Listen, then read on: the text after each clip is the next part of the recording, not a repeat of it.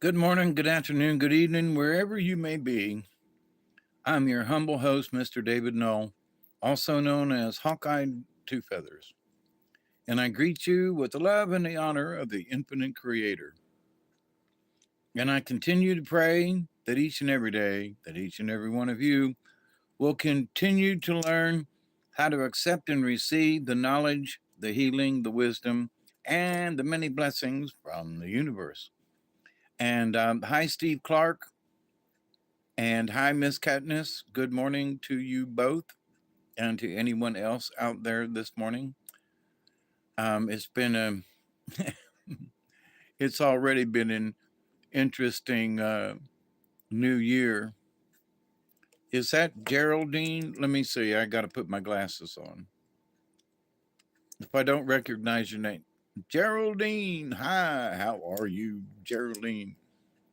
Geraldine, Geraldine. No, that's Jolene. Excuse me. How y'all doing?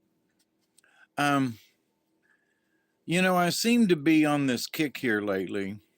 My spirit guides have just been kind of rumbled me around. Um, no, I haven't got a chance to look at it. Yeah, I did um, like for this, for example, this evening, Robert and I recorded a show for next week on um, meditation. And there have been a couple other things, and I just no, I haven't had a chance to get to it. But I saw it in my email, and I'm like, I do want to get to it. So, but anyway, and that's sort of one of the new paradigms for this for humanity. Um, I noticed in doing my reading of stuff and looking at headlines and things, I don't know whether it was my spirit guides who have prompted me into discussing things about humanity. Because there's a lot of folks out there who are like, this is it for humanity. We're all going to die. And it's like, I'm sorry. I used to be that person, that Chicken Little that said the sky was falling. And I just, by golly, don't feel that way this time around or whatever. And we're definitely at the end of an era. I will absolutely agree with that, but it's not the end of humanity.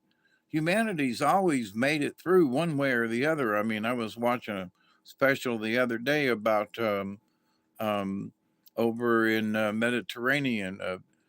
I think it's Santorini. I'm not quite sure, but anyway, it um, way back in the day, it blew up and sent a 60-foot tall tsunami and just did all kinds of stuff, and there was, they have found,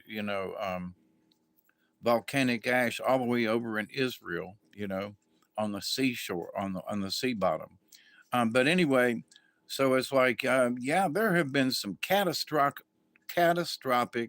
events on this planet that has wiped out people's just that they're gone, and with tsunamis and, volcanic ash and just not nice, but, we've had those types of things.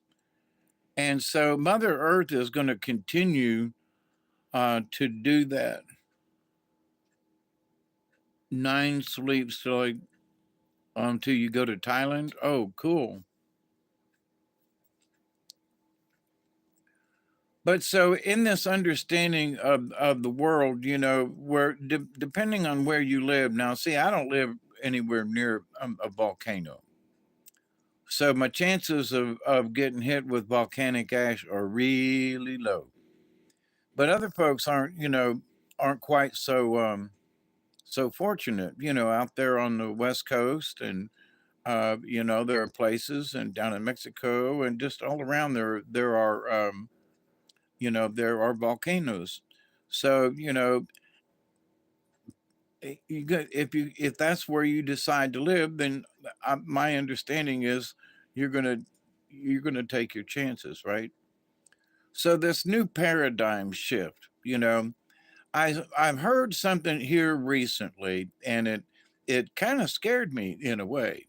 Why, you might ask? We got 3 minutes for a 20, and I'm ready and packed to go. So, and it's this new paradigm that they're starting to talk about ascension again. And I'm like, oh Lordy, here they go with this ascension thing. Oh man, we went through this last year and the year before that. And it's like, and then there's the Christian folks, it's the 144,000. And it's like, okie dokie. But what about the rest of us? you know, that aren't going to be taken out by a volcano, there are tornadoes and stuff. You've been watching for a long time there in the UK. Wow, well, blessings to you, honestly. It's good to talk with you, Geraldine.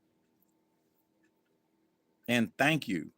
I was looking at my subscriber list, and there's almost 600 of you crazy people who subscribe to my channel. I remember when Mount St. Helen erupted. Yeah, remember that back then? I was stationed at Minot Air Force Base, and we got about 3 inches of ash from it. That was in North Dakota. Yep. Yep. I remember years ago when the Okefenokee Swamp caught on fire, and there was smoke and ash everywhere from the swamp catching on fire. It was the dangest thing. I mean, you couldn't walk, well, you could walk outside, but it clogged your throat in no time flat. There was no way to get around it. Hey, Mark, I qualify for crazy then. We're in my check. Geraldine, a lot of us are loners. I'm a hermit down here in the swamp. So, welcome to the loners club. We'll loan you anything if you need it bad enough. 520. Ooh, it's 12:20 here. So, and I got a nice fresh bowl.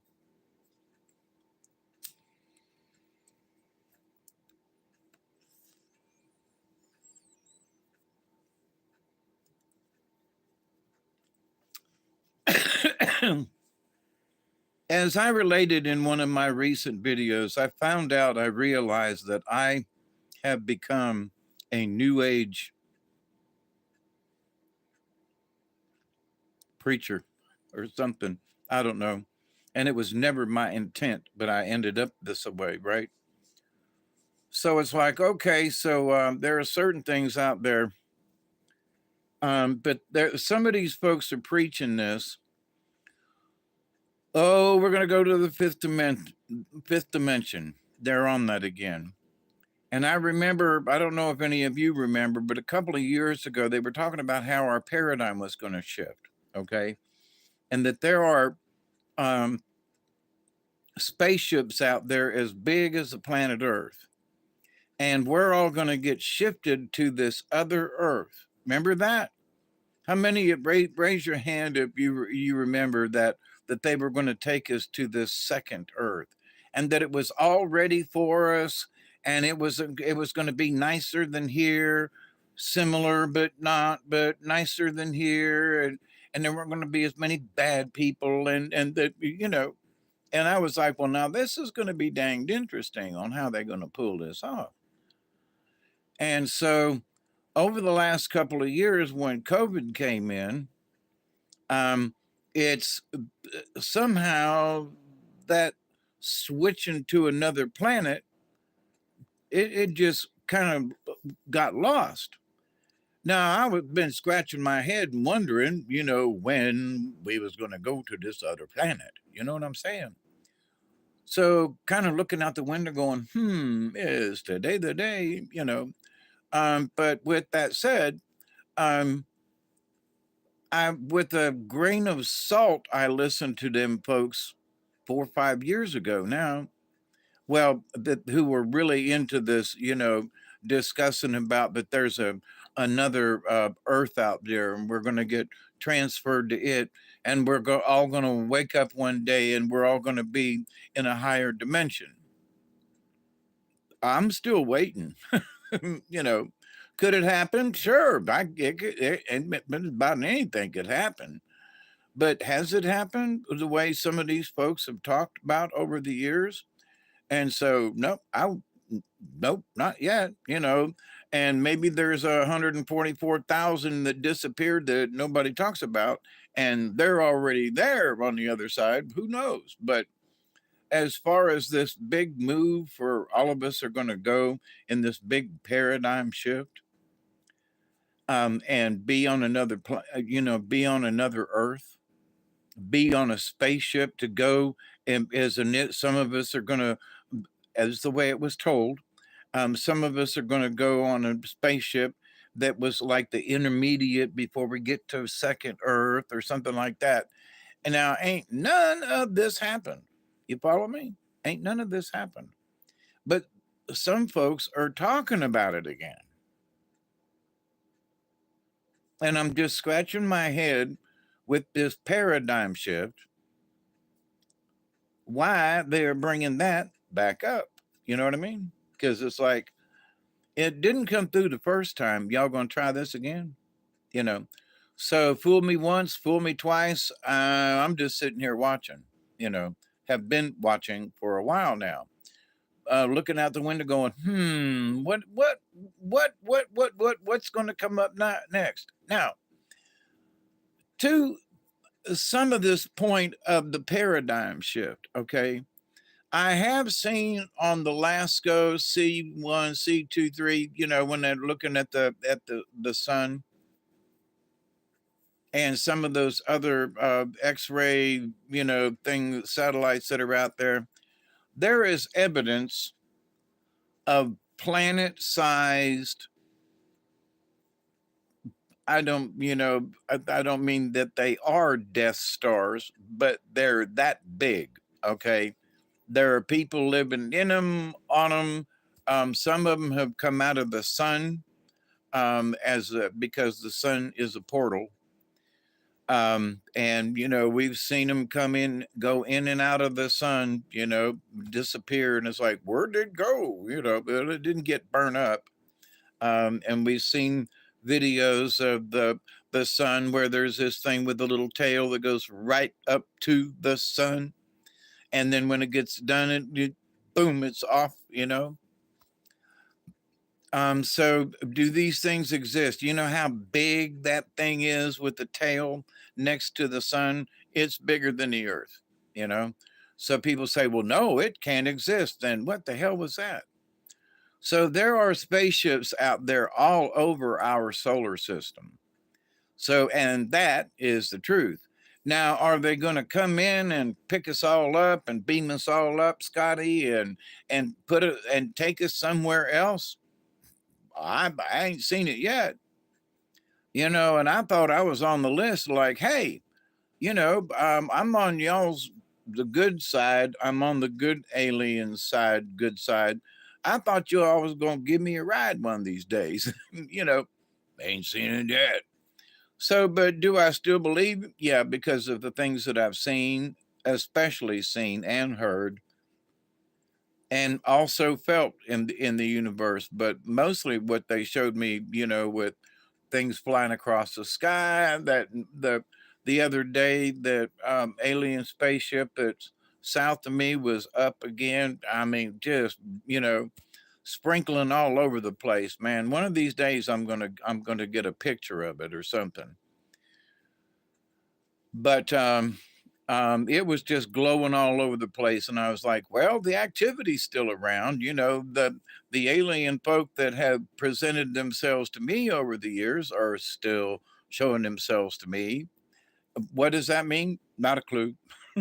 Not a clue. Other than they're still here, so they haven't disappeared. So this listening to some folks, I'm always listening to folks, try to keep up with what's going on, right? politically and otherwise, and they're really pushing this UFO agenda this year, and they really want to push it um, in Congress to do as much as they can do.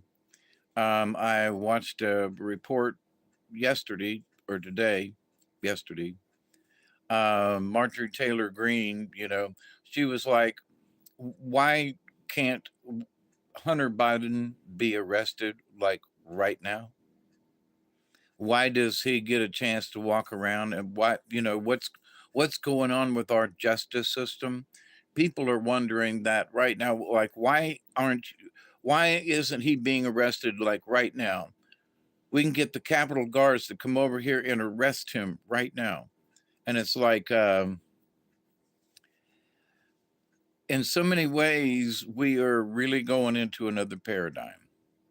Folks are going to go, there you go. Yeah, let's get behind this lady. Why? Because it's correct. Why hasn't he been arrested? Why hasn't some of these other people been arrested? And if they ever start doing true justice, the paradigm shift is going to, it's like a pendulum. Right now, it's kind of like hovering between them actually doing the right thing to where it's like, well, almost did the right thing, and then, well, wait a minute now, they're going to do the right thing. They're going to actually arrest him. Well, not quite. Well, but they was in Congress, and it got brought up, and there were people arguing, and it swung back to this way, and it was like, well, I don't know, he's probably going to get out, and then it swung back to this way, and it was like, arrest him, for crying out loud. She's right. And she is from my state too, in Georgia. So it's like, you go, girl. Tell them that we have two types of justice in our country, and it needs to be fixed. Hey, Michelle, blessings to you and your little one. So, but in this new paradigm of things, well, what do you mean, Hawkeye? What do you mean by this new paradigm? Well, we have the opportunity to change things. You say, well, Brother Hawkeye, what do you mean? Well, life doesn't have to be a Jerry Springer show. And rest his soul, he did his part for America. And for the world, actually, for what he did. But he showed the world what people were really like, honestly, what they were really like. And the things that, upset like common folk, and rednecks. And, they got rednecks in Chicago too, by the way. But in this new paradigm shift, there are people who are just, they're thinking differently. They just are. And some folks I know, they have been brainwashed, as I was, as many of you were way back when, and something came along and we went down that rabbit hole, and now we like, wow, I know that I don't trust these folks when they tell me stuff. I don't trust them folk over there when they tell me stuff. And come to find out that there's folks that tell us the truth, and we want to know what the truth is going forward. So part of this new paradigm, especially here this year, is people want to know the truth. And so we as humanity, we as a society, we demand it. If there's going to be some people who have already taken to the street, but who are going to be taken to the street going, you need to listen to us.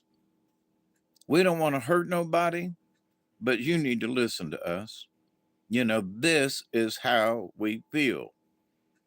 And it ain't going to be about LGBTQ par STU stuff neither. It's going to be common people who are fed up with the justice system, who are, because with the elections coming up, people are going, Right now, if they held the election, Trump would win.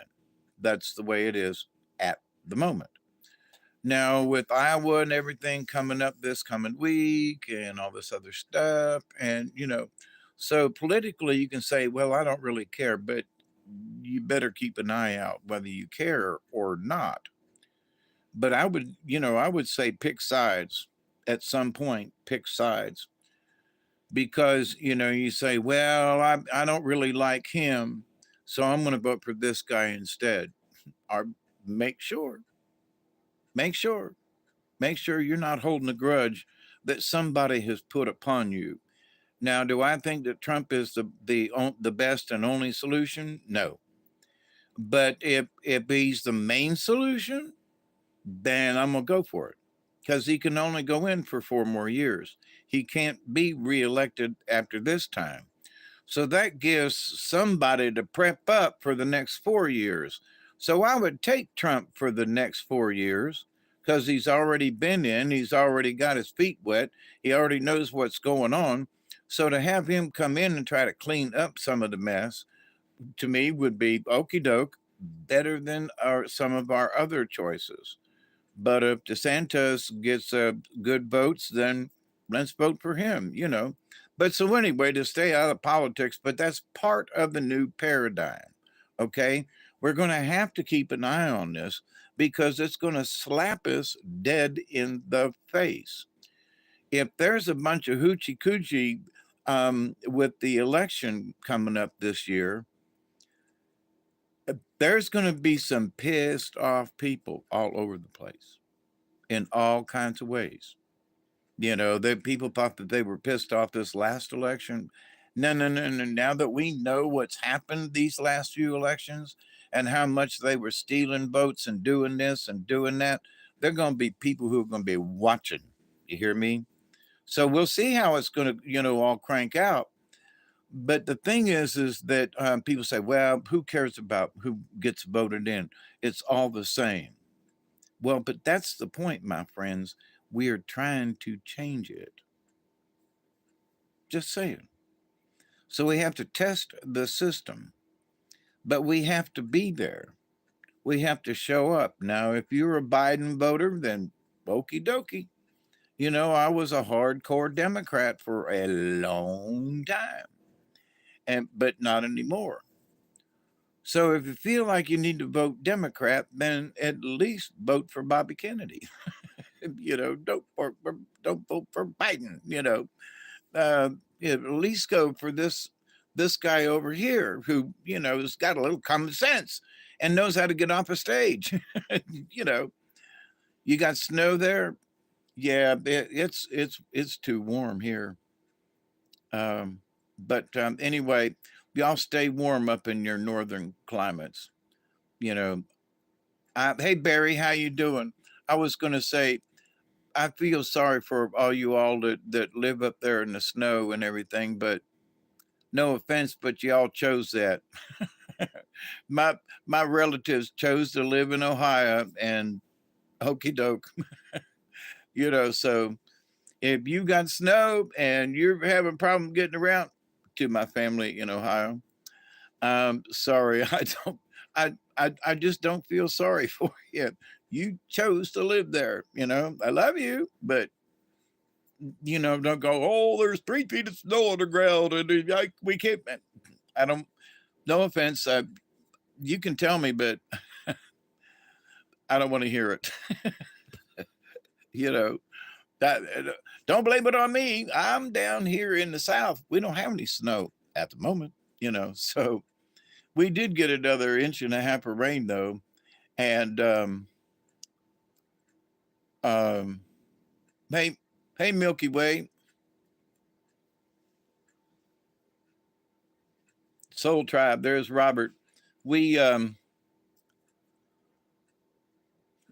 recorded a 36-minute, 38-minute thing on meditation that Robert's going to put up next week. And I think we did a pretty good job. Not bragging, but I think we did a pretty good job. We didn't wander off too much and stayed on topic and kept it under 40 minutes. And You know, that right there for us not to talk your ear off for an hour, you know. Robert and I did a good job in that respect.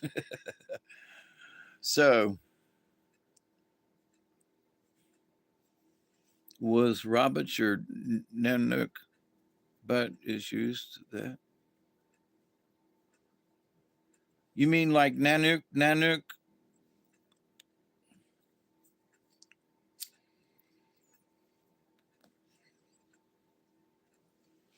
So the paradigm shift,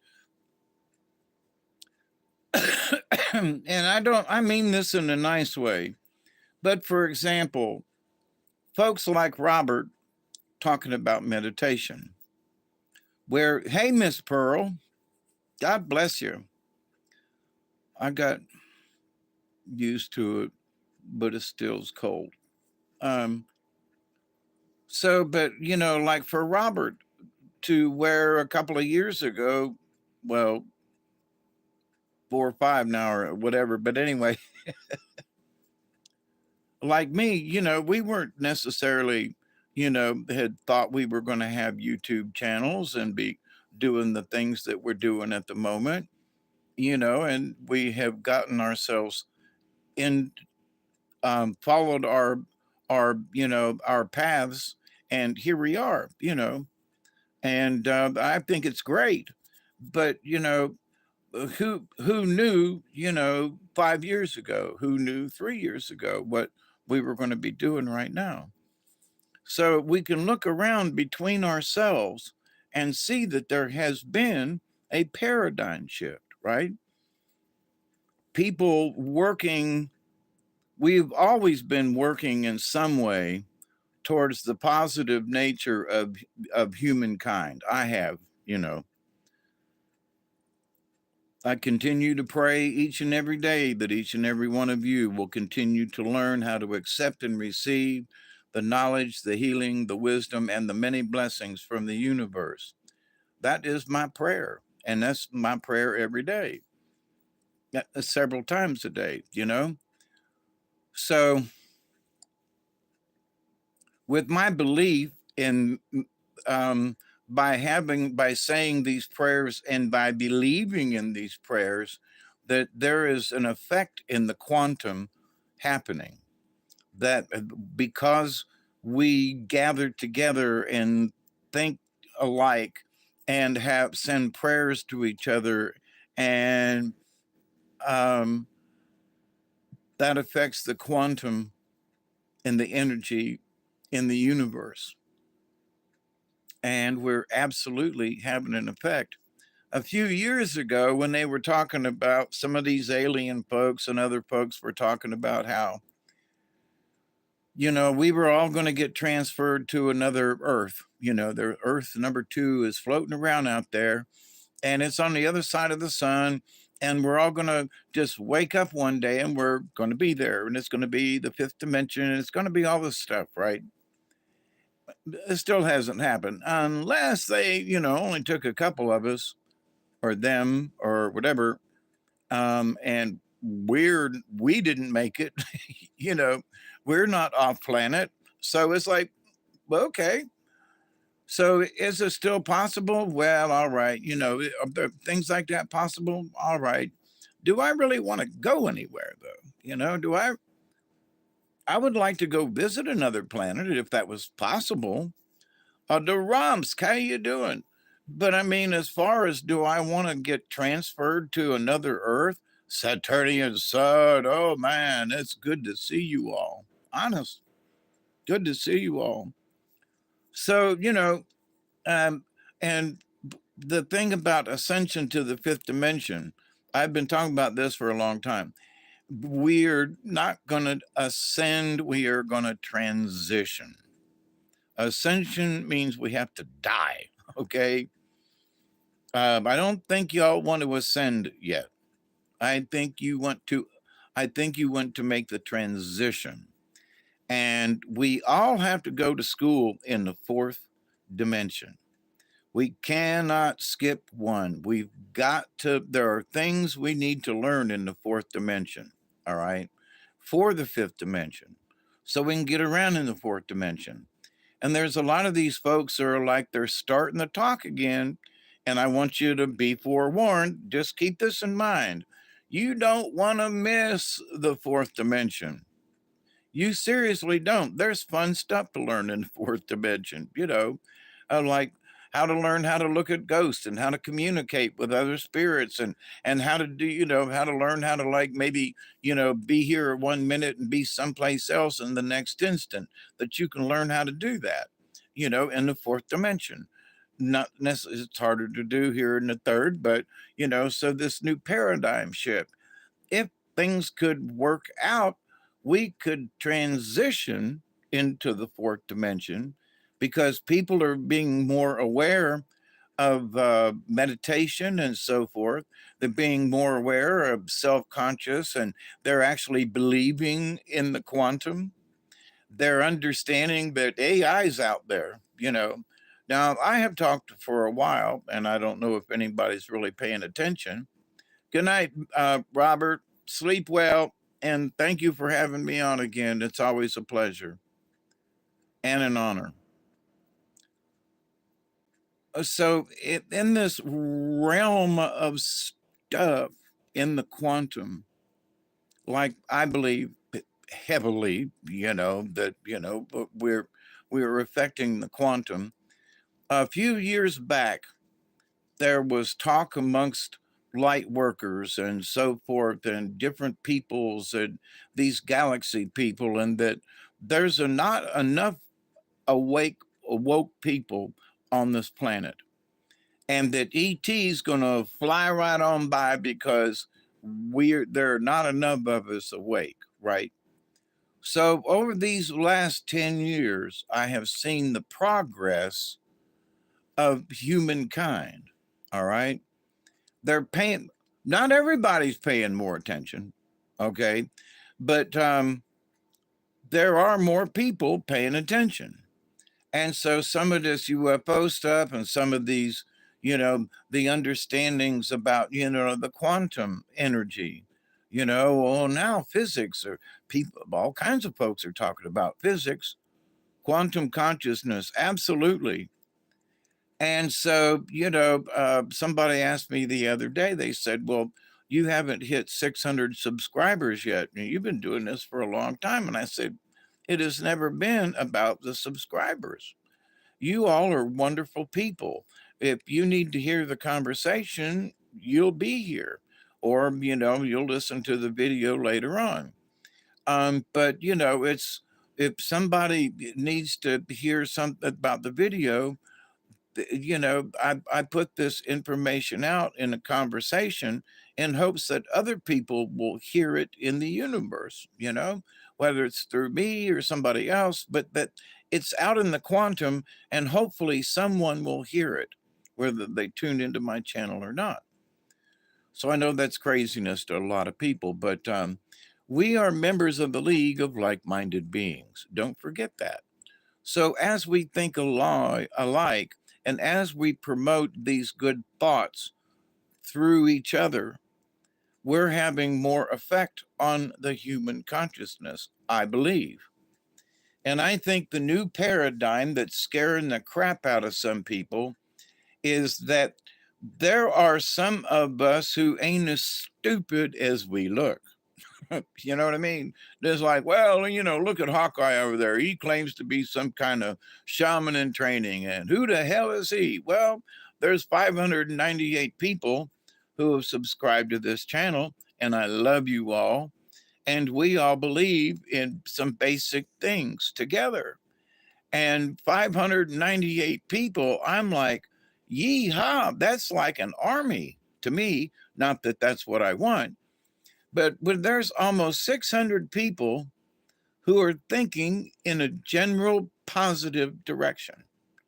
In other words, I'm not promoting the end of the world. I'm not promoting killing or anything like that. So I'm promoting, and we are promoting, love between us, and peace be unto you, my brothers and sisters, and the connection with the universe at all times, simply by having faith and by believing that we are a part of the quantum. Yes, we are. Admit it. Okie doke. And so, and that right there. So, but that new paradigm, there are some people starting to pick it up other than you and me, and it's like, what? So they're seeing through a lot of this other gibberish. And we're going to have to be around to be able to have positive, calm conversation with these people. Because I've met a few people, literally met them, and they're kind of hyper. It's like, calm down, calm down.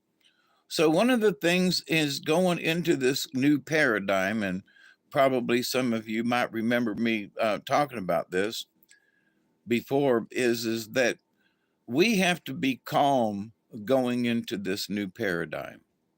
Those of us who have an inkling of that there's something else going on here, those of us who are members of the League of Like-Minded Being and know what that means without having to look it up in the dictionary, or, well, I'm sorry, it's not on Wikipedia. Yeah, I know.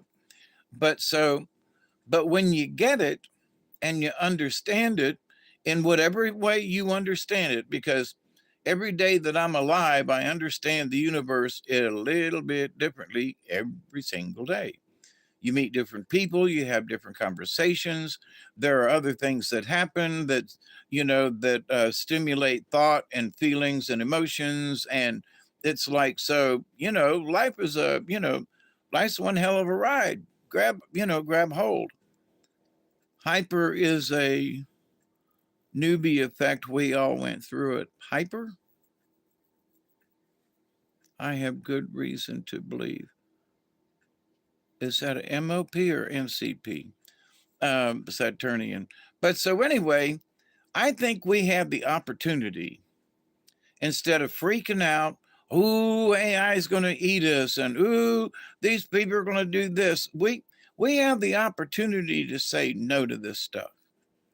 We have the opportunity to tell our fellow man, our fellow humans, say, and put it in the quantum, say, are you sure y'all really want this where they want us to go with this? This agenda 20, this agenda 2030 that they've been talking about for a while now, it's like 6 years away. They really want to push something. And if you've ever read what they wrote down, we're in for a world of hurt. you know. So is that really what we want? Can we make a change to it? Can we stand up and go, no, sorry guys, this is not what we want out of this? We vote people out. I know there are going to be places where they're going to go over. They've already killed a couple of people. Like right there in broad daylight. The one guy got stabbed in the neck. I'm not sure if he died from that, but they stabbed him in broad daylight. Of course,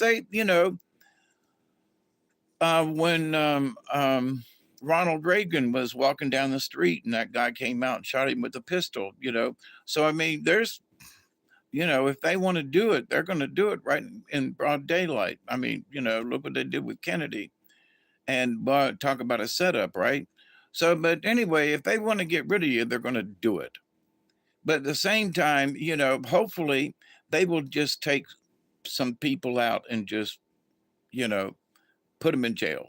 Like whatever Bill Clinton is, guilty of going to the island and everything. You out of here, Saturnian? It's good to see you. Glad you popped in for a minute. Thank you, thank you, thank you, and keep up the good work. So, there are all these people. There is all these people out there. So if we react in a neutral way to some of the chaos that's going on, and they're going to be throwing chaos at us, you can bet your bottom dollar, because they want the paradigm to go their way, and we got to put our fingers in the gears or whatever and go, no, sorry. Somebody, and just with our own thoughts and our saying no to the universe is going to kind of make things kind of slippery for them. So instead of the gears mashing together really good, they're going to like jump a gear, you know? And we've got the opportunity to upset their clock. If you can think of clockworks in an old clock with all the gears and everything, we can upset it to where it jumps a gear, or maybe it just rocks back and forth and it don't go anywhere. So their plans are thwarted. Big word, right? Their plans are thwarted because we just decided not to participate. And we decided as a group of sheep not to go along. That guess what? There are a lot more wolves in this pack, in this field, who have been, making friends with the sheep. And you say, well, there's a sheep in wolf's clothing. Yeah, there's that too. And there's a wolf in sheep's clothing too. And you go, well, Hawkeye, well, what the hell do you mean by that? And what I mean is that the wolves and the coyotes, by the way, have been wearing sheep's clothing so they can blend in. And you go, well, Hawkeye, why? Not so much that they want to kill the sheep, they want to protect the sheep from any other predators. Why? Because they got a good thing going. As long as they protect the sheep, like a sheepdog would, okay? So coyote and wolf, not so much, but coyote's more dog-like than wolf. But anyway, so they're actually protecting the sheep from other bigger predators. But they kind of got a deal worked out with the flock that, all right, grandma's sheep over there, she's getting kind of old and can't keep up. And if she gets behind one more time, we're gonna take her out and eat her. That's all there is to it. Grandma, you hear that? And she's trying to keep up, little old sheep out there in the field, and but so grandma can't do it. And so they like, okay, they take her out. So the coyotes and the wolves are keeping an eye on the sheep. And think about that in terms of the rest of the world. There are some wolves on Wall Street who have to take care of some of the sheep. Otherwise, they wouldn't be on Wall Street. Think about that. So in a lot of things, hey, Scotty boy, how you doing? So yeah, we're all going up the same mountain. That's true. The sacred mountain, absolutely. So, but if we believe that sacred mountain, that the path is clear for us, like Jesus dying for our sins kind of thing, it's open, it's clear. He did the deed for all of us, so we're clear to go.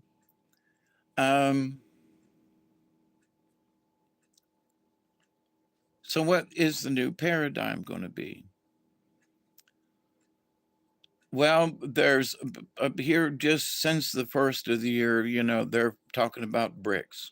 Ooh. And they're talking about the digital dollar. Ooh. And they're talking about all of it just getting turned upside down. And that the American dollar isn't going to be worth anything. Let me rephrase that. The American dollar isn't going to be worth anything to the BRICS countries because they've got their own system worked out now. They don't have to convert their money into dollars as they've had to do since Richard Nixon brought it in. You've heard about the petrodollar.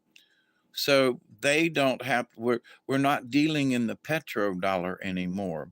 So BRICS is dealing money between these different countries without having to involve the United States and the Treasury Department, which is run by a bunch of show enough rich ass old people and that need to control everything. So they're talking about how the dollar is going to die on the open market. the dollar is still going to be a dollar here in the United States. Okay. Unless they try to pull something really stupid, which I don't think so. The dollar, you might go to Canada and their money might be worth twice as much as ours. Okay. If you go to Spain or some other country, South America, and it might be that their peso is worth more than our dollar. Okay, we'll just have to deal with it. But the idea that the dollar is just gonna die and we're all gonna suffer is not true. Okay. Mark my word. And if I'm a liar, y'all can come kick my ass. But the thing is that I've got $100 here at the house. I went by the bank, and when I got groceries and stuff, and I got $100 for run money, for the month. I always try to get $100 out of an ATM machine so I can have cash in case anything happens, right? And so I've got my $100. So if anything happens, I still have $100 and $20 bills. You know, I can go to the store and they will still trade with me those $20 bills until I spend it all, right? But this idea that it's not going to be worth anything is just not true. I might not be able to use my card. Yeah, I got 2 quarters and 5 dimes. Yeah, I do have a lot of change that I have saved up. It's an old Carney thing. And I was looking at it the other day going, I need to find a bigger jug or something. you know. I don't go to the store that often. And most of the time, I deal with my card, so there is no change. But when I do make a cash exchange, it's like, oh, well, and then there's change in my pocket. But anyway, but with that said, so yeah, quarters, nickels, and dimes, they're still going to be worth quarters, nickels, and dimes. Now, you might not be able to buy much with them quarters, nickels, and dimes, but they're still going to be, it'll still be a quarter, The value is still a quarter. Now, back in the day, man, you could buy 2 or 3, things of bubble gum and this and that. I mean, a quarter you were rich, man, if you had a quarter. So, nowadays you gotta have a bunch of quarters, you know, like to wash clothes. This one wash machine requires $4, for one cycle. It washes really good, but $4. And it used to be 4 quarters, not $4, 4 quarters. Nope. You got to keep putting them some bitches in, but anyway, oh, how times have changed, especially for me, us old people who've seen so much change. So this new paradigm to me is not scary. It's going to be dang interesting. And there are some crazy people out there who are going to try to do some crazy stuff, who are going to try to make the paradigm shift, like lean this way. And we got to stay out of it. We got to stay out of it and keep an eye on the woolly boogers. And what do I mean by that? There are some folks in high places that are woolly boogers. And they've got their fingers and stuff. They control certain things, sort of like the mob in a way. All right. And they can make a phone call and somebody does a thing and somebody their car runs off the road or blah, blah, blah, blah, blah, blah, blah. That stuff happens. And, we all need to be aware that, yes, that stuff happens. But we do the best we can, to open up and be truthful with people. And if nothing more, we have to be, yes, sir, David, I'm looking forward to the collective creation. Yeah, me too. And I think it can be done, I say, in a simple way. And that, there are going to be folks that are going to go, well, this is how it's going to be. And I'm thinking if enough of us go, no, it ain't. No, it ain't. So in Congress yesterday or the other day, when they were trying to get Hunter Biden thrown in jail because he was there and he was already found guilty of these things, and they let him slide. And I was like, what a bunch of dumbasses. Who are those people that voted no? You know, there were several people who voted yes. Let's arrest him right now. And the rest of them were like, no, you can't arrest this criminal here in Congress. That would look bad. What? What a bunch of dumbasses. I want to find out who voted, no to that, and go, if you're from my state, I ain't voting for you. And I'm going to encourage people from other states to go, did that your senator voted no on that when he should have voted yes? He's guilty, criminally guilty through Congress and contempt of Congress. And you say, don't arrest him because his daddy's the president? And that's what happened.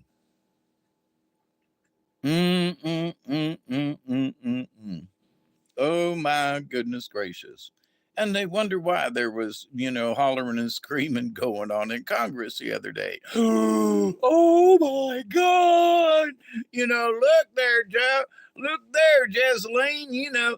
They Jesseline. Who's Jesseline? I don't know. She's some broad that lives down yonder.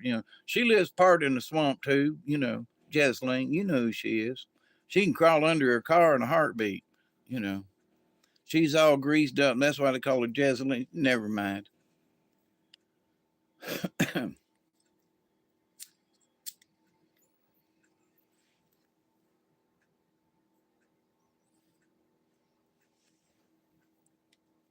So, how do we want the the paradigm shift to look from our end? Voted for and who voted against through the Freedom of Information Act. Oh crap! I can't read that.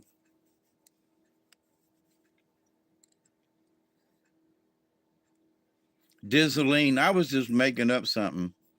No prison for that being. Yeah, the pit should be okay. Kind of wonder if Hunter's just going to find himself like they found some of these other people. Oh, found dead, hung in a closet. I don't wish anybody dead, but there are some folks who have created some really bad energy and may be responsible for some deaths, at least some very ruined lives. And, if you want to go with anything that's like an eye for an eye, okay, you've poked a lot of people in the eye, so hold still. What? I said you poked a bunch of people in the eye. Hold still. What you talk about, Hawkeye?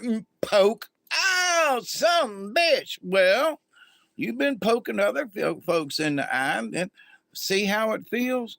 Well, God dog, well, God dog, you shouldn't have been doing that, but I think in this new paradigm of stuff, people are paying attention to some of this. And like, if you didn't see that little escapade the last couple of days in Congress about, Hunter Biden and being arrested and all that, you should. You should look at it and see how them people reacted and how they were standing up for a felon. Okay.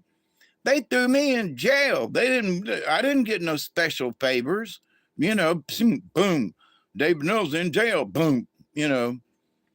For a bag of weed. Boom. He's in jail.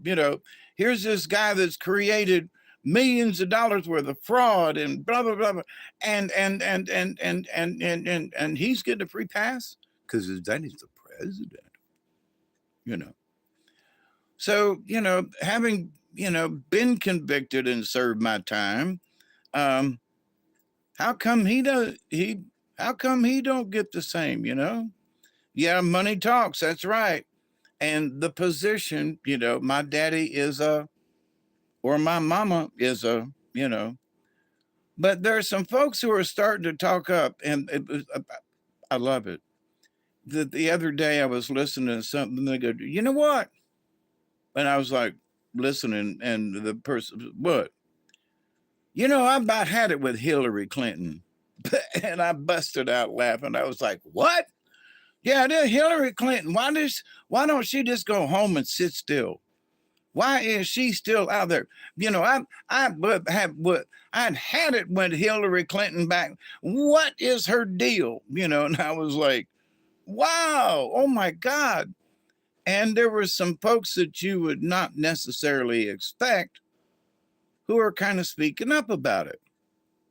And so that's what I mean. There's a paradigm shift. Well, she's in and out of, but you know, so, and I have speculated this, and so has some other folks, that as they get towards the election, they're going to bump Hillary in for old Joe.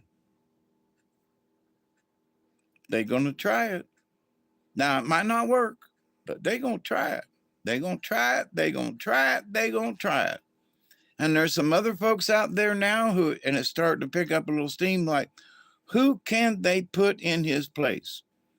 Well, the guy from California, you know, Newsom or whoever it is, you know, not so much. And people are like, nah, you know, we don't, yeah, maybe next, maybe it's VP or something, but, you know, so, but who has the amount of, you know, knowledge, political and etc., would be, guess who? Hillary Clinton. So we'll see. But there's already been some talk and some things and some posturing and people going, what's Hillary doing out again? You know, why is she strutting around and having coffee with people and, you know, and being pleasant and everything? Because they want to slip her in. So we'll see. We'll see. We'll see.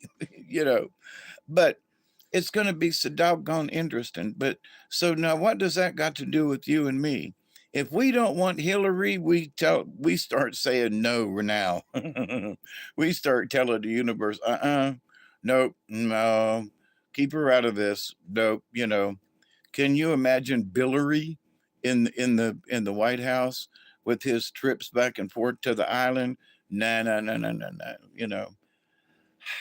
So what does the FBI, the CIA, and the NSA and the Department of Navy, they've got documents that there are folks who want to put out into the public. Not just about UAPs and UFOs and stuff, but other stuff.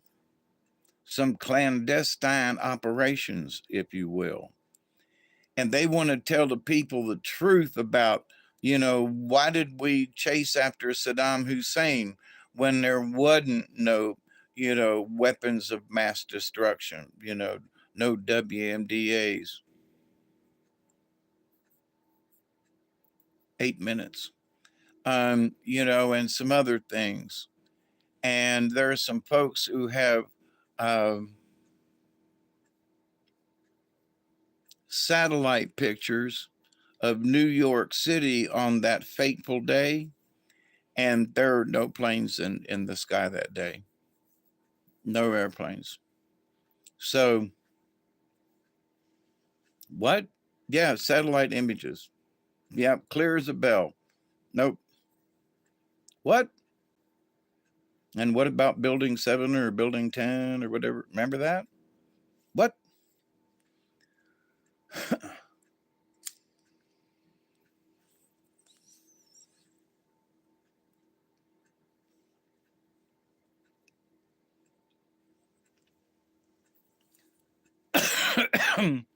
So there's information out there about all kinds of stuff, not just about UFOs and whatever, but about clandestine operations. So if people really learned about some of this stuff and the real truth came out, if there were pictures, satellite pictures of what happened above, and people went, what? Yeah, you know, these other pictures and stuff and video. Yeah, it's all made up. What? Yeah, look, here's the real pictures from the satellites. What? What's people going to do? There are going to be some people who are just going to be really mad because they volunteered to go to another country to kill people because they were told that that was the right thing to do, right? So when they find out that that was the absolute wrong thing to do, that, you know, so there's going to be a lot of remorse, there's going to be a lot of pain. You mean you know, women that went over, and men too, but you know, women who went over and lost limbs, you know, had a PTSD, and wait a minute, you know, and you mean you said Saddam was what? You made that shit up? Yep. You know, yep. We made it up. So like the Gulf of Tonkin and this, and we made it up. You know, commonly known as wag the dog, right? So it's like, so those of us who have been conspiracy theorists for a long time, you know, we have been literally keeping an eye on things and going, something wrong there. That picture ain't right. When Donald Rumsfeld went on that day and said, you know, everything was in the building over there and it went up in smoke, and, you know, we were $7 trillion in debt. And he made that speech on national television, and the next day 911 happened. So there's been some fishy stuff going on for a long time. Gulf of Tonkin, Scotty boy, wasn't that was? Do I have it right? That was Vietnam, right? That's what really. That's what Johnson used as one of the pushing things that got us more into Vietnam. But anyway, so they've been making up stuff for a long time. Yeah, okay, I'm right, dude. It was the Gulf of Tonkin. But so this new paradigm of stuff, they are going to want to make up stuff, okay? And they're, you know, like Putin is the bad guy, Putin is the Hitler, Putin is the, you know, and Putin's like, no, we just want the Crimea back. We just want to be able to, you know, continue doing our shipping and continue to do our you know, what we've been doing for a long time. And when the United States helped install this crazy guy into the UK and he cut us off, no, we want it back. No, we want to do what we've been doing, you dumbass, you know. And they ended up going to war over the shit. And so I've said for a while, quit giving them bullets, you know. Hey Mark, how are you? Quit giving them bullets. You know, how do you know they're keeping? Quit sending them artillery shells. Quit sending them rockets. Quit supplying them stuff. Some recent activity at the end of last year, there was some military folks talking about it. And they said, well, you know, our stockpiles are kind of running low here in the United States. If we went to war with Russia, they'd wipe us off the face of the planet. And they were like, why? Because we've been giving all our missiles and everything and so forth to the Ukrainians and to help support Israel and to help support these other folks. And so, well wait a minute. Well, what about our rockets? Well, we're kind of running low. What? Yep. Our stockpiles are running low. Now, if some of you remember, several months or a year ago, I said, what are they doing? They are trying to get rid of the old stock.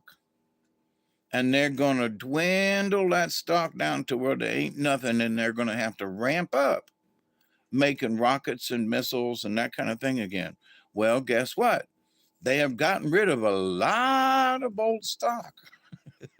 And now there are people worried that they ain't enough for the United States to just take care of its own conflict if anything were to come up, let alone support somebody else. So it's like they may have given away too much of our stock, which I find hilarious. And I mentioned this a while back, if y'all. So, once in a while I get something right, you know. And the thing about, they get rid of artillery shells and all that is like, chalk one up for Dave, you know. But anyway, unfortunately, they've been using it to kill other people in other places. That's the bad news. So what's the new paradigm? Well, where they're going to get the money and who's going to make them and where are these things, they're going to ramp up making, weapons and so forth. And what kind of weapons they're going to, they're going to manufacture and there goes the budget, you know. So, which is, they're going to just keep printing money. So it doesn't really matter, they can do what they want. Well, here's some more money. Is it any good? Not really, but here's some more.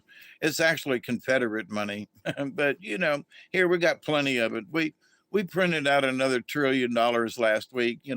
Hey, we took pallets of it to overseas to ISIS and gave it away for nothing. But here's some money. We just print some more. We'll give it to you. It's worthless, but here, have some. What the interesting thing is this new paradigm coming up. And me and some other folks are trying to push this as part of our paradigm to you. Ooh, it's time to 420 and at a 20. It's a what? It's 120. So cheers, everybody.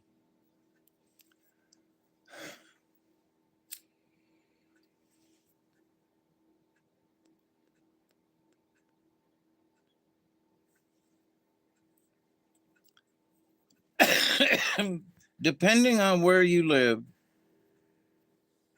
I know you've heard folks talk about this over the years, but there's several of us who are really thinking, cheers, yep,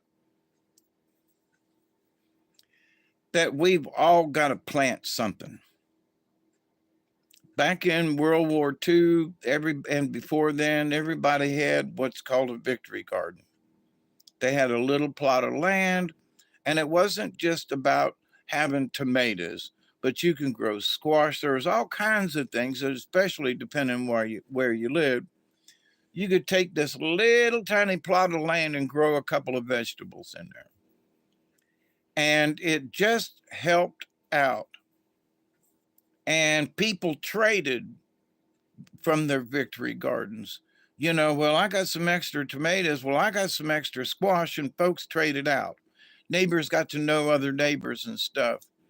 But there are several of us who are, when I talked about it with my buddy the other day, I said, I need to take this plot over here. And unfortunately, a fence fell down into the weeds and got filled up. And my back isn't strong enough to pull the fence out.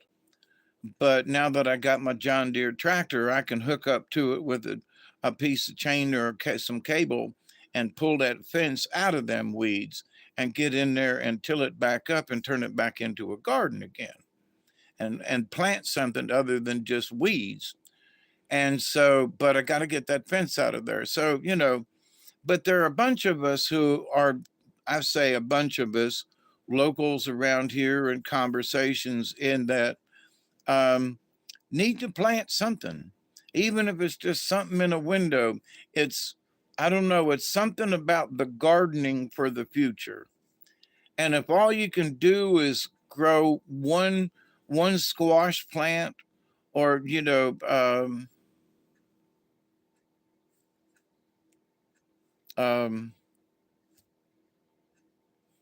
zucchini squash, you can trellis zucchini squash.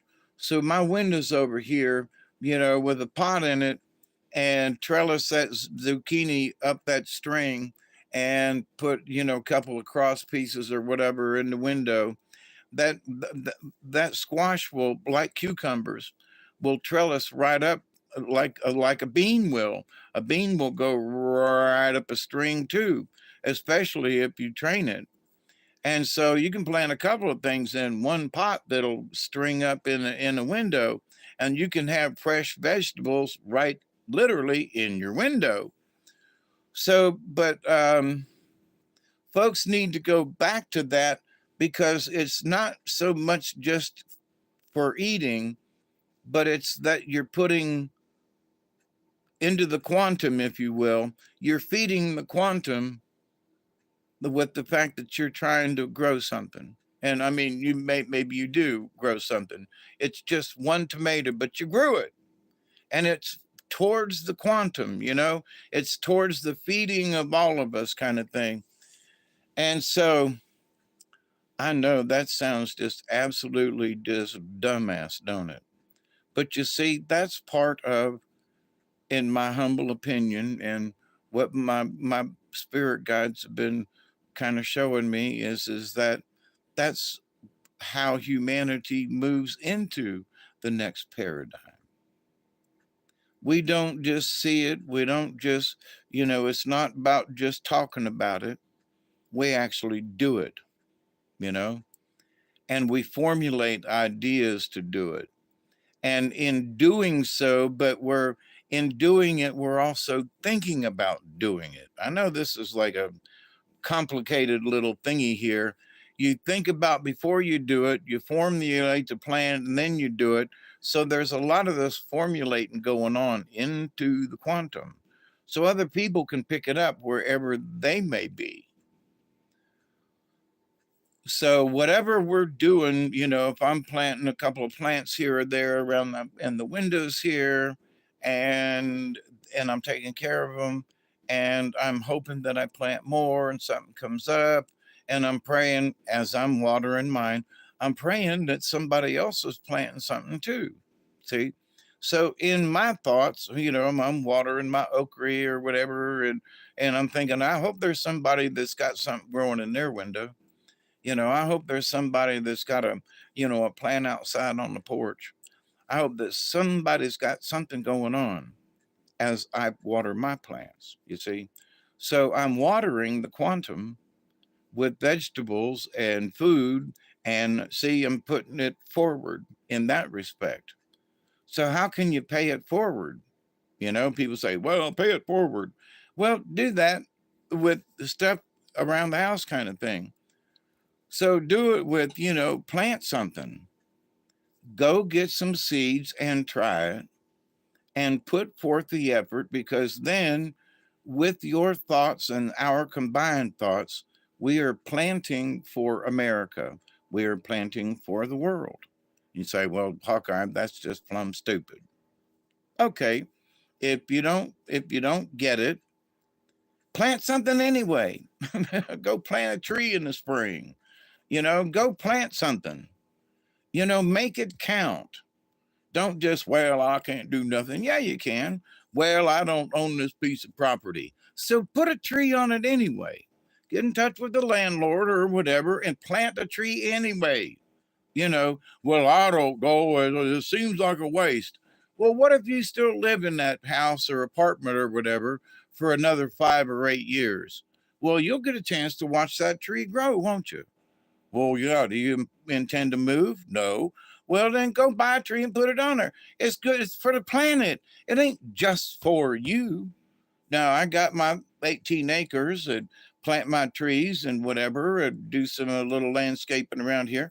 And so, but, so yeah, I'll be here as long as I'm living, and whatever family members, if they ever come by, you know, but I got my buddies that are going to, take care of the place after I'm gone, and their kids, his kids that I feel like they're my grandkids, they're going to be able to pick fruit off the trees. Somebody's going to get a benefit from the fruit trees and stuff that I plant. So somebody's going to get a benefit, and maybe I'll live long enough to where I'll get a benefit. But, if we are going to be so selfish, well, I'm going to plant this just for me. Well, then, no offense, but screw you, you know. No, no, no, no, no. You got to plant sort of like a Johnny Appleseed. You got to plant for humanity. So that's what I'm pushing forward in this new paradigm. Because of all the stuff that's going on, what do all of us need the most? Well, there's two things, but food and good water. Everything else we can do without. Well, what about electricity? What about it? What about a cell phone? What about it? Well, do you want a cell phone or do you want food? Well, I'm hungry. Well, then put your cell phone down and let's go eat. But if so decisions may have to be made because until this paradigm shift wiggles out, you know, and they're going to, because of the Agenda 2030 that they have already put out there, you know, they've already stated their plan for us. And we have already mucked up the system. So, do you want their version of 2030 to come about? No. Okay, well, then we keep mucking up the system. We keep waking up. We keep working towards these little things. So, if everybody tries to grow a something, especially food like, if you can't grow food, then grow a damn plant, you know? But tomato plants make really good house plants, you know? I give no warnings. I accept no excuses.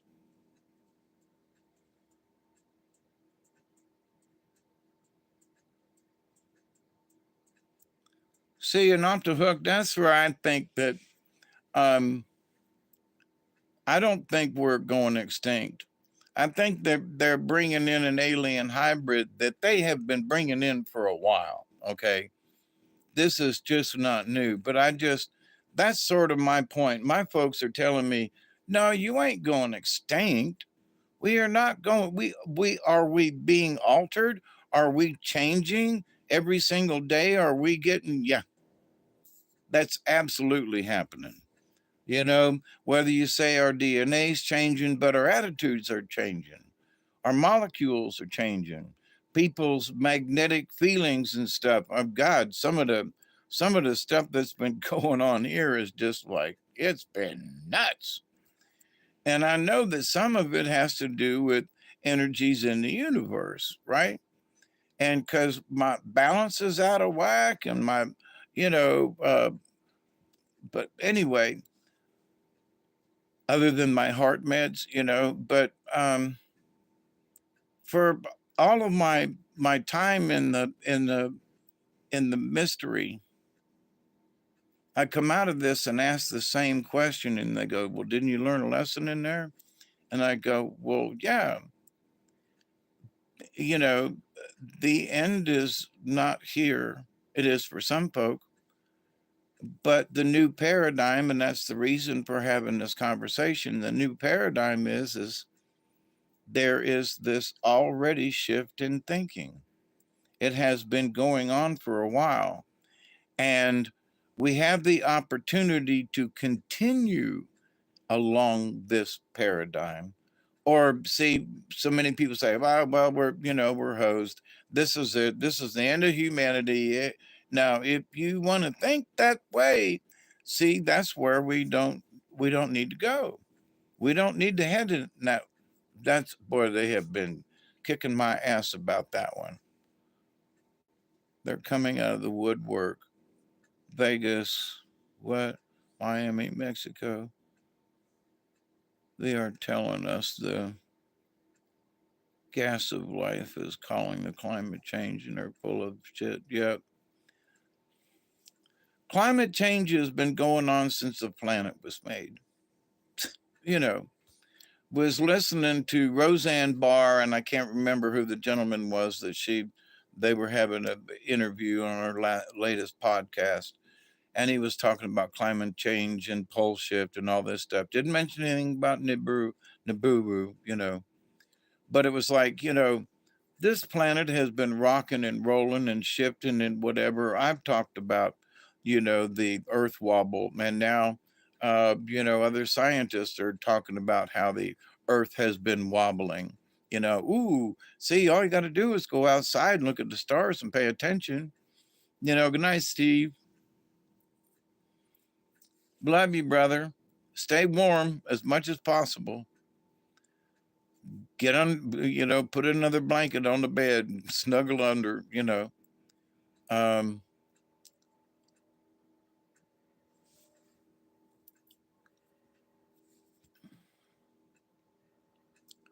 there's so much BS that's being put out there because the people who are seem to be in control of stuff, they got to control every little bit of it. And so some of their stuff, they're slipping. They're losing control of the narrative, like, um, uh, Tucker Carlson that, left Fox and he's on his own. And so the truth is out there with a lot of other different people on a lot of different other platforms. So they don't have to listen to only one or two or three narratives, meaning mainstream media, and the Whoopi Goldbergs and things. There are people who are starting to go, Whoopi, she's nuts, ain't she? And they're starting to pay attention and to go, are these people actually evil? They're not just nuts, but it sounds like that. Yeah, the veil is thinning. Absolutely. And so the folks who poke their head through the veil first are going to be looking around going like this. So here's the veil, and you go like this and you go, wow, here's the veil, and you go, wonder what's back, and you stick your head through and you're really cautious because something might come down or something might come by or something might come up, and whack you in the head. So, but when you pull open that curtain and kind of look both ways and check it out before you try to step through, if that's possible. So, if nothing else, you're at least observing through the veil, what's going on the other side. That's just it.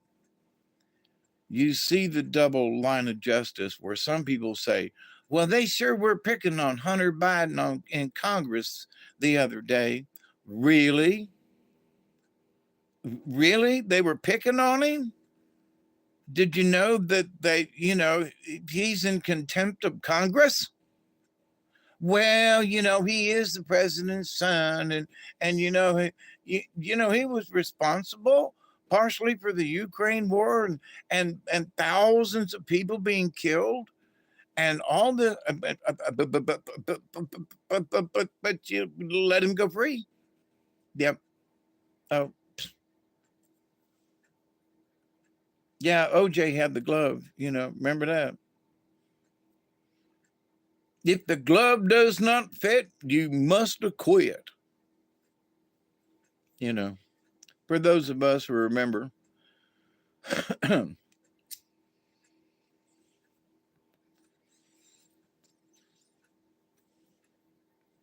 So, how do you want the new paradigm? So there are people who are waking up to there's this season.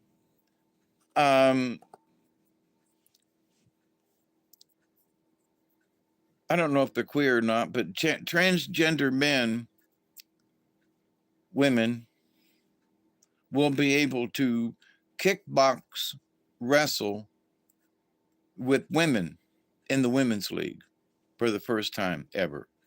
Now, this ought to just be hilarious. I can't wait. I can't wait to see what's coming up with that. Are we?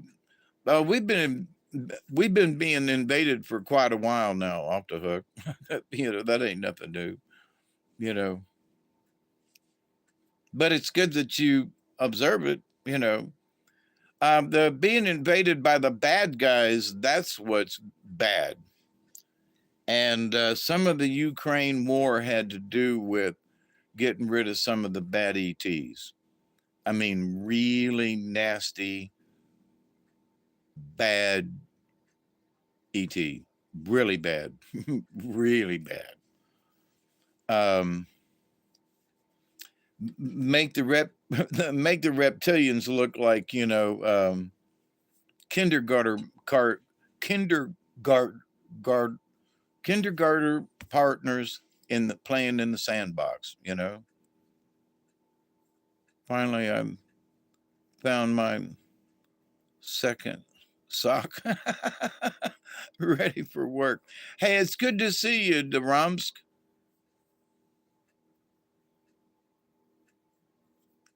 Yeah, you need your shoe.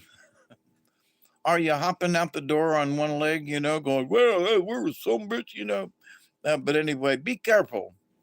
And it's always good to see that you're around. So, but if people saw the amount of spaceships that are around this planet, they would freak out. If they knew how many spaceships were in our solar system and going between planets and stuff, they would freak out, literally. So, um, but there's a lot of traffic, domestic and otherwise.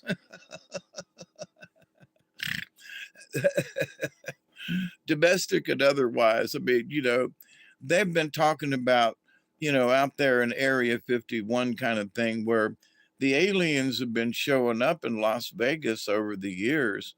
There have been reports of great big tall people in some of the casinos and stuff. And so the aliens have been, showing up in Las Vegas over the last 25 years or more. They got secret underground um, tunnels that lead from out there to the one or two of the casinos in Las Vegas, so they don't have to drive across the desert to get there. But anyway, so you know, but and here not too long ago, what there was some kind of critter in Las Vegas that was seen in somebody's backyard or something like that. But anyway, so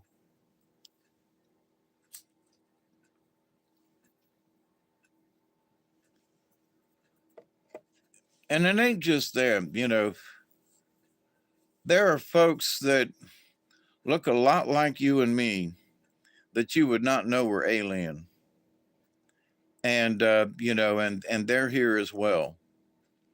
But we got to pray against these ones that really do mean us harm, you know.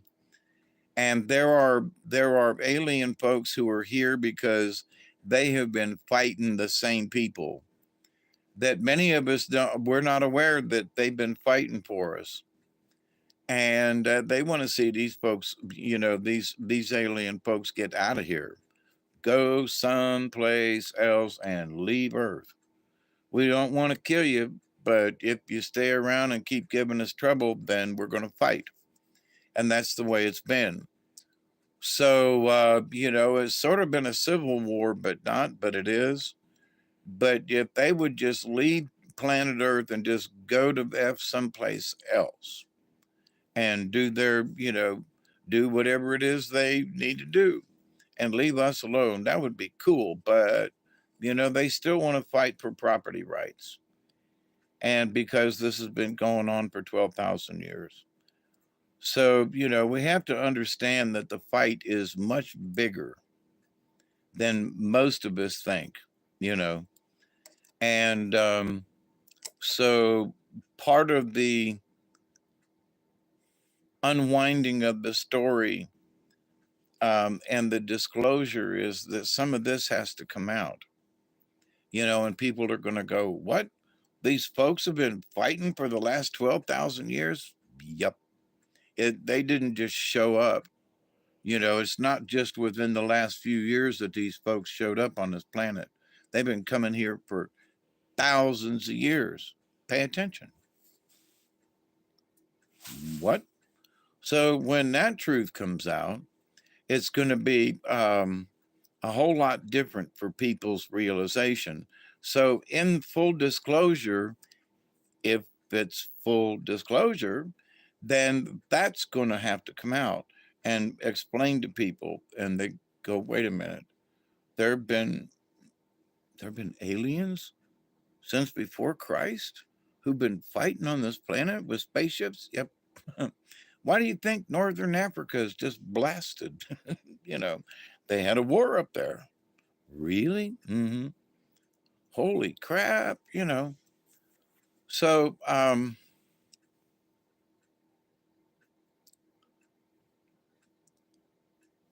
but that a lot of other things will come out as well.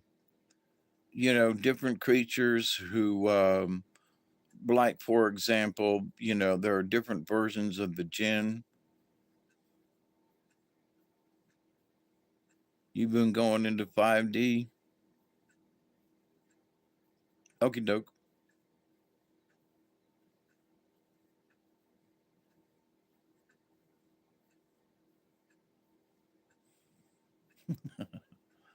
Will Smith.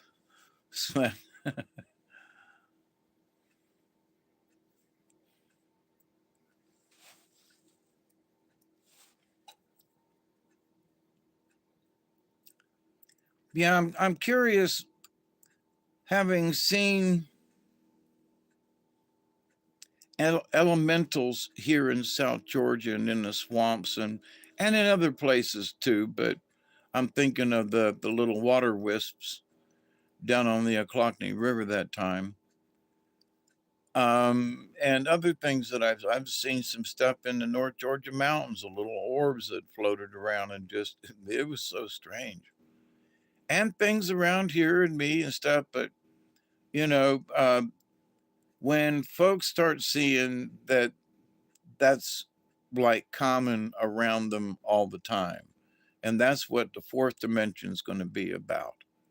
And for folks are going to go, wow, ooh, look at those orbs. Oh my God, you know, and I'm not high or anything. Nope, you there they are. You know, wait till you get to the fifth dimension. You know, talk about a treat. So, but anyway, it is a lifetime of changes and paradigm shifts. And people are just going to have, not everybody's going to take it as easy, you know. So it's like we need to be kind to our fellow humankind. And I'm gonna. They're telling me that they're gonna keep hounding me to push the positive human being change. You know. And what do you mean, Hawkeye? Well, in that, you know, oh, we're everybody, you know, of course, you know me, you know, this, oh, we're all going to die thing is just does not work for me. And are some people going to die? Yeah. And one of them might be me. Who knows? But, but at the same time, you know, humanity is going to make it one way or the other. Dependent, you know, you say, well, it's no, humanity is not going to be like it was because there's been too much of a shift already in the paradigm. 2 years of lockdowns and so forth and all that stuff has really changed the society's mind and the collective. And so going into these new years and stuff, these new paradigms and the new this and that's and truths that are coming out, the paradigm is shifting even more. So we'll see where it ends up, but I don't see it backing up. You know, once people have tasted freedom, once they've tasted the truth, once they've seen one thing and they go, wait a minute, you mean they lied to us? Yep. Wait, let me back this up. You mean they lied to us about this? Yep. Well, that means they lied to us about that too, right? Yeah, you're catching on. Well, so they didn't lie about one thing, they lied about two things. Well, wait a minute, but then that means that this is a lie. Yep. You're catching on. Son of a bitch. And people are going to start catching on, which they're already doing. And that's the paradigm shift that I see and some other people see right now going on. I think it's all positive. I do. Because once somebody sees the truth, they can't go back, you know? And for those, there are a lot of people who have been fanatical for a while, and they're going to use their fanaticism up to a point, and they're going to be preaching and hollering, and then all of a sudden they're going to go, some bitch, they lied to me. They lied to you and me. They lied to us. Yep. Then there's going to be that you feel stupid feeling. You supported something and you go, what? The 100th monkey, we're all connected. Yep. We're right now, I'm the 88th monkey.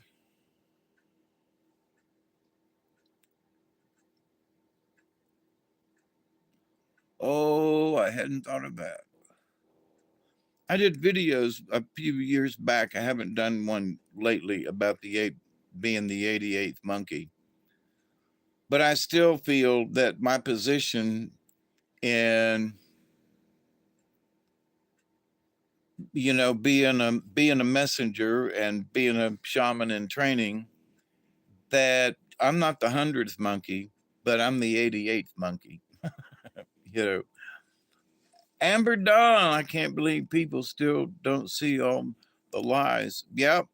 But there, a lot of folks are catching on. I mean, there are folks who I never thought would catch on are starting to catch on. And that's why I have faith in humanity. Oh my God, some of these people are actually starting to catch on. You know, I didn't think there'd be any hope, but wait a minute. So, and that's one of the things that you got to give mankind hope. Say, well, they're never going to make it. Wait a minute now. If you keep telling them they can't make it or that they're not going to make it, well, then they won't. They get it in their head that we're all going to die. Stop it. We as a collective need to stop this shit right now. We're not all going to die.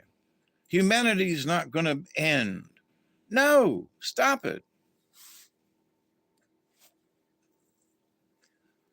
If there's a nuclear war, humanity will figure it out afterwards. We might be all mutants, but we'll still make it. You know, we'll still make it. You know, we'll still survive. But I will survive. You know, but anyway, but with that, you know, I'm a survivor, so that's how you know it is in my system. So I might not survive, but humanity will. There will be people who were, you know, who will make it. You know, there was a person who was in the first city, Nagasaki or Hiroshima. I can't remember which was first, and went to Nagasaki, and then it got bombed. It was literally survived both A bombs in Japan, which is really strange. So I can't remember, but that story, I was like, holy crap in a bag. Hey, Chloe, how you doing? So the paradigm shift for us is that we look at humanity and go, one way or the other, we're going to make it, and believe it. Because otherwise, then we don't give humanity any hope. And then what's the point then of discussing anything positive if there's going to be no hope? So, and woke to some what? Aloha.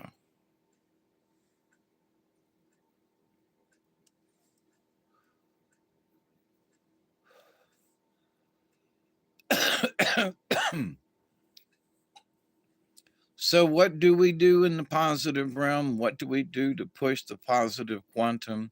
What do we do to, you know, allow other people to see the League of Like-Minded Beings for what it is. We all meet on the quantum level and share these things together, and that we want positive things and we see humanity has a chance. And let's keep pushing that. We see humanity has a chance. Keep going. Of course, we got a chance. We're some tough SOBs. All over this planet, there are some strong people. There have been people who've been surviving in the jungle and people who've been surviving in the mountains, and there have been people who are surviving, and they surviving in a way that other folks is like, well, I don't know if I could do that.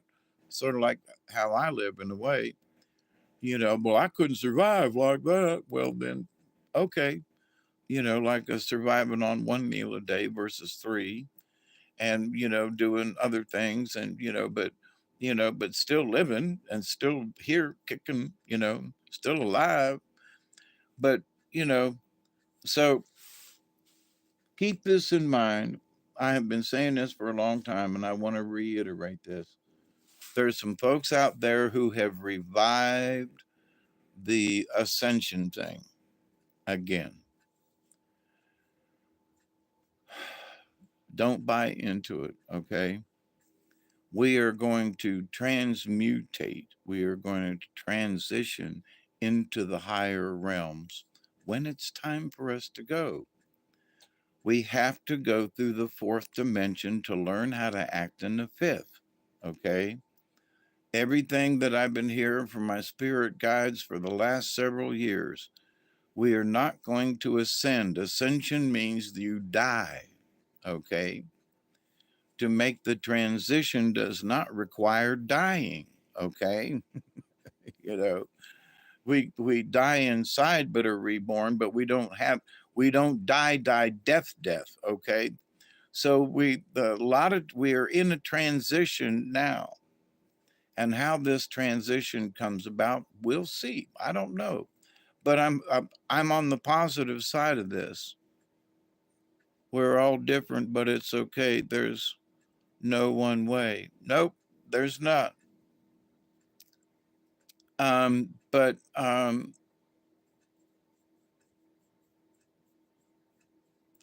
some of the beliefs I had years ago have been altered because of things I have been shown, seen, been a part of, however you want to put it.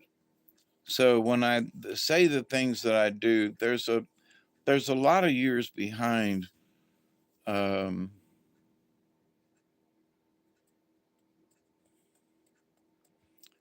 and a lot of thought and a lot of interaction with Mother Nature. So when I talk about certain things, it's like I'm not just spouting off the top of my head. I didn't just make this shit up. But so anyway, but my biggest reason for having chats with y'all is to make sure that you think for yourself and formulate your own opinions.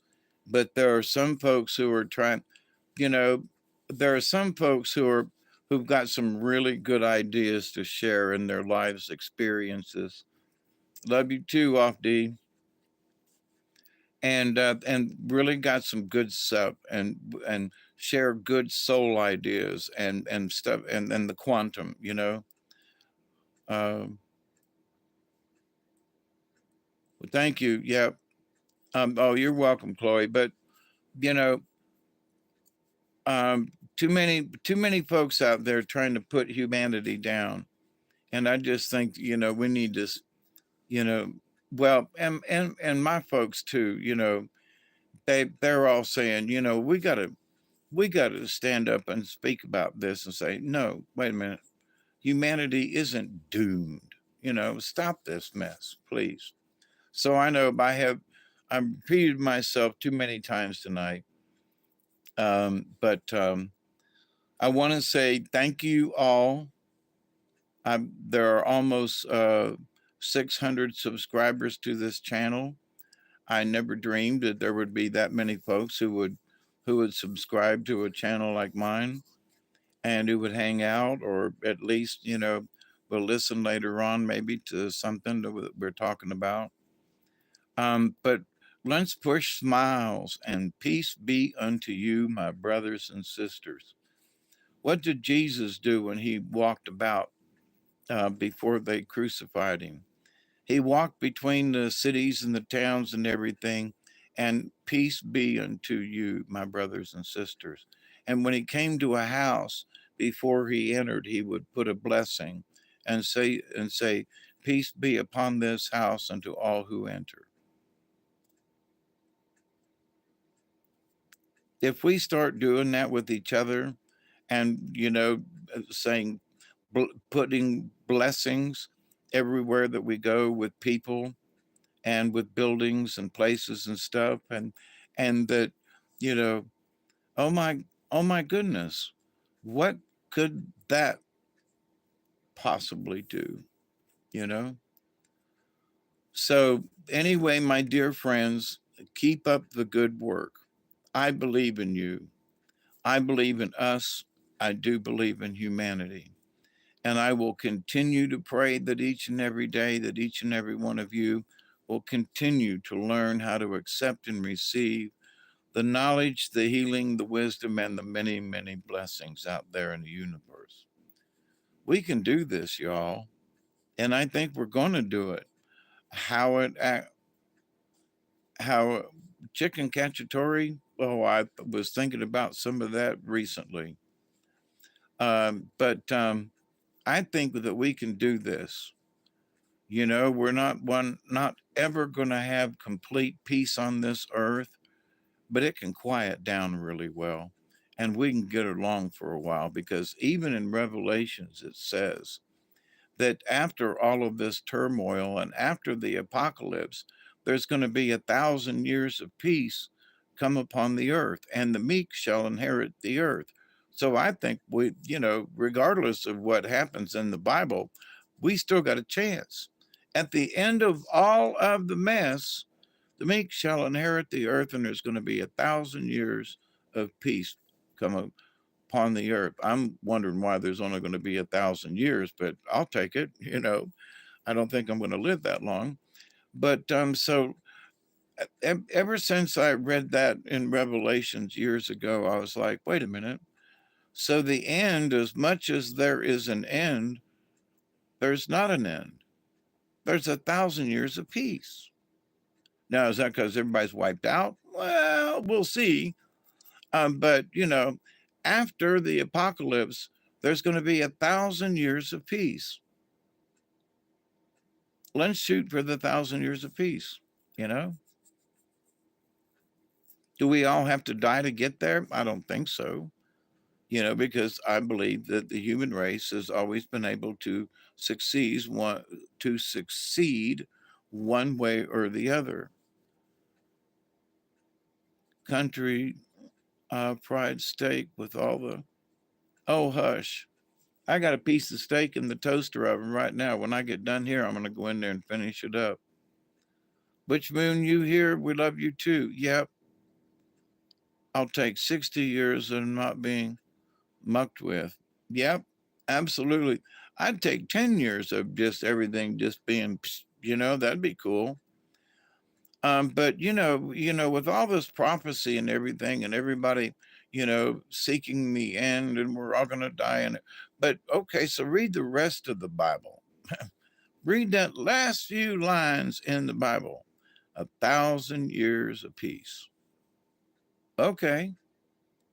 So let these crazy people try to do what they're going to try to do. We've already messed up their 2030 agenda, because not many of us died as like they thought was going to happen. So be careful what they're going to try next, and they're going to try something next. You can bet your ass. It's in they because they have already stated it, that the population needs to decline by X amount before 2030. So they got 6 years to carry out some kind of nefarious plan. So we need to keep an eye on what these stupid mofos are going to try. All right. And we have already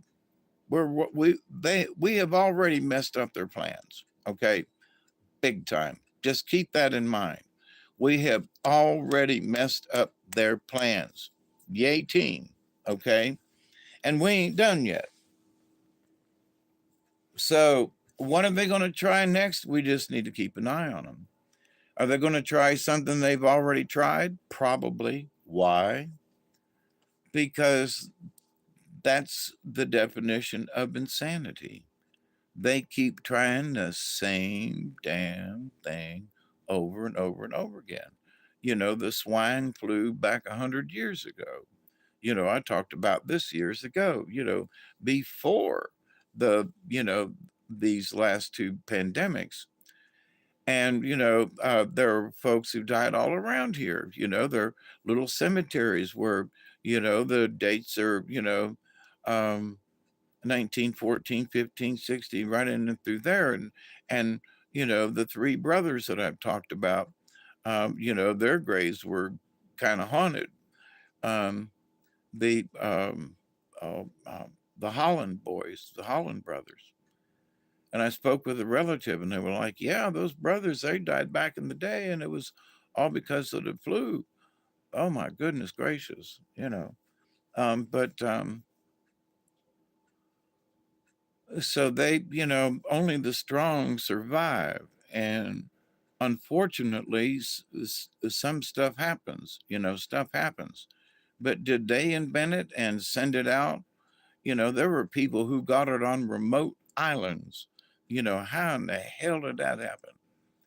So they killed off a third of the population with the swine flu back in the day. So now that we have all of these different kinds of medicines and things and all of these medical treatments and so forth, they want to shoot for the same thing. We've got a whole lot better chance than they did back 100 years ago. Just saying. But will they try it again? Well, they've already tried it. So let's see how it works out. Between you and me, stay away from any of those injection thingies. Just between you and me. Uh,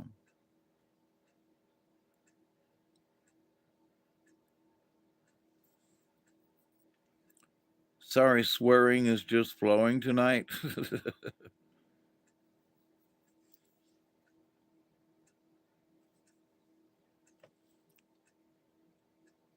So anyway, I love you all very much, and keep up the good work, and make sure that you know you I know you all understand you can't go back from being woke. So, but keep it as Eagle and also as Hawk does. So, me being Hawkeye, I pronounce this bit of get this. I pronounce this little prophecy upon you. Keep your eyes open like Hawk. All right, and keep an eye off to the sides, because you be looking straight ahead where you're flying, but there be something come in from your side. So it, it, be be a Hawkeye yourself, and learn to keep an eye on what's going on around you. It is that awareness. And with the crazy stuff that's going on nowadays, of all the advice that I can give you, don't be like me, be like the hawk. Okay. So that's one thing. I ain't saying be like me. No, get that out your heads. Now, there might be a couple of you crazy people out there to say, well, what's wrong with being like you, Hawkeye? I don't know. It just sounds creepy for my side of it. But can I be an eagle eye? Yeah, absolutely. What? Be a Hawkeye yourself. Yep. But, you know, be like Hawk and keep an eye on things, around you. And especially my spirit guys are talking to me now, and they're saying, there are a lot of folks who are they don't have much of a peripheral vision. They can't, they're much blinded. They're going through life and it's pretty much with blinders on. They're uh it's it's sort of like a tunnel vision. And I've talked with a lot of people over the years about it. And one of the things about, well, you want to be a shaman, you want to understand things about nature, and you want to expand yourself. Then one of the things you need to learn how to do is be able to see. I can see my fingers out here without seeing them there. I can see them, from my peripheral vision. So yeah, there are things that you practice and there are things that you learn, because how can you learn to be aware of things if all you can see is right through here? That means you can only see what's directly in front of you. And so, you miss a lot of stuff if you can't see off to the sides. And not only that, but if you were in some kind of war situation or something, you never know when there's an arrow coming at you from the woods on your left or something. So when you're aware of things, you can, whoa, that was close, or dang, that son of a bitch almost hit me, and you can keep an eye on you. You can be a ninja. You can be a ninja.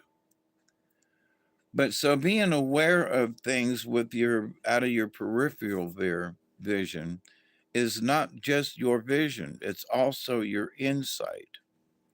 And close your eyes and use your third eye and feel what's around you, not just on either side or in front, but also what's behind you. What do you feel around you? You know? And so these things that you develop, if if that's what you wish to do in your life, to develop these powers, these gifts.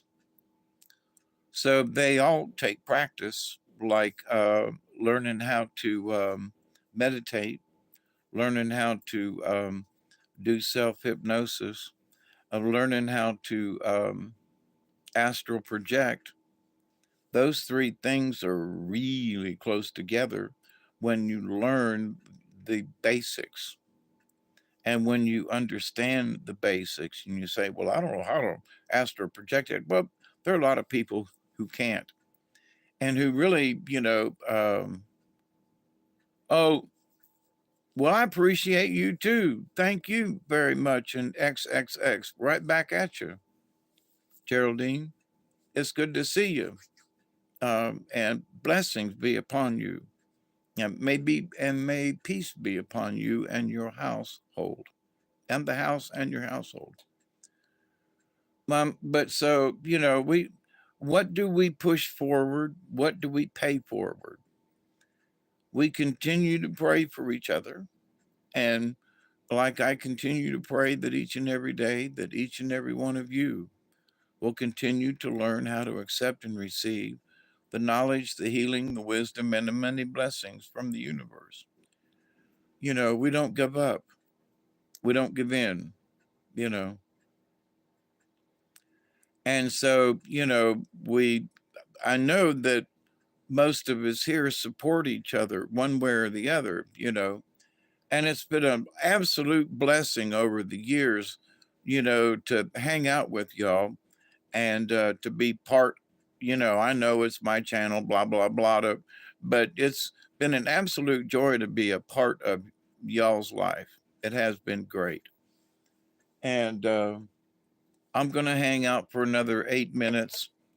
I got a little chunk I'm going to put in my pipe, and we'll do a 20 together. And then I'm going to say good night to everybody. I got stuff I want to do tomorrow. And if I stay up any later, I will feel like crap tomorrow. Just call you all a jockstrap? No, I didn't call y'all an athletic supporter. Maybe. No, I didn't. Where did you get that one?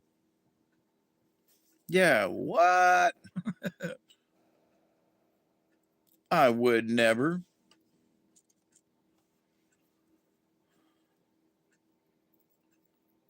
Clean your ears out. Scotty boy. Scotty boy. The pipes, the pipes, the pipes are calling from glen to glen and down the mountainside.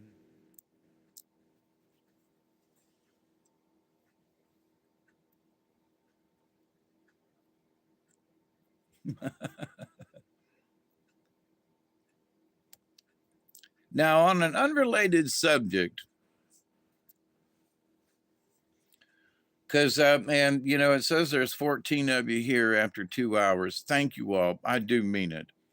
And, you know, I'm praying for another 3 or 4 to make the subscribers 600 for the channel.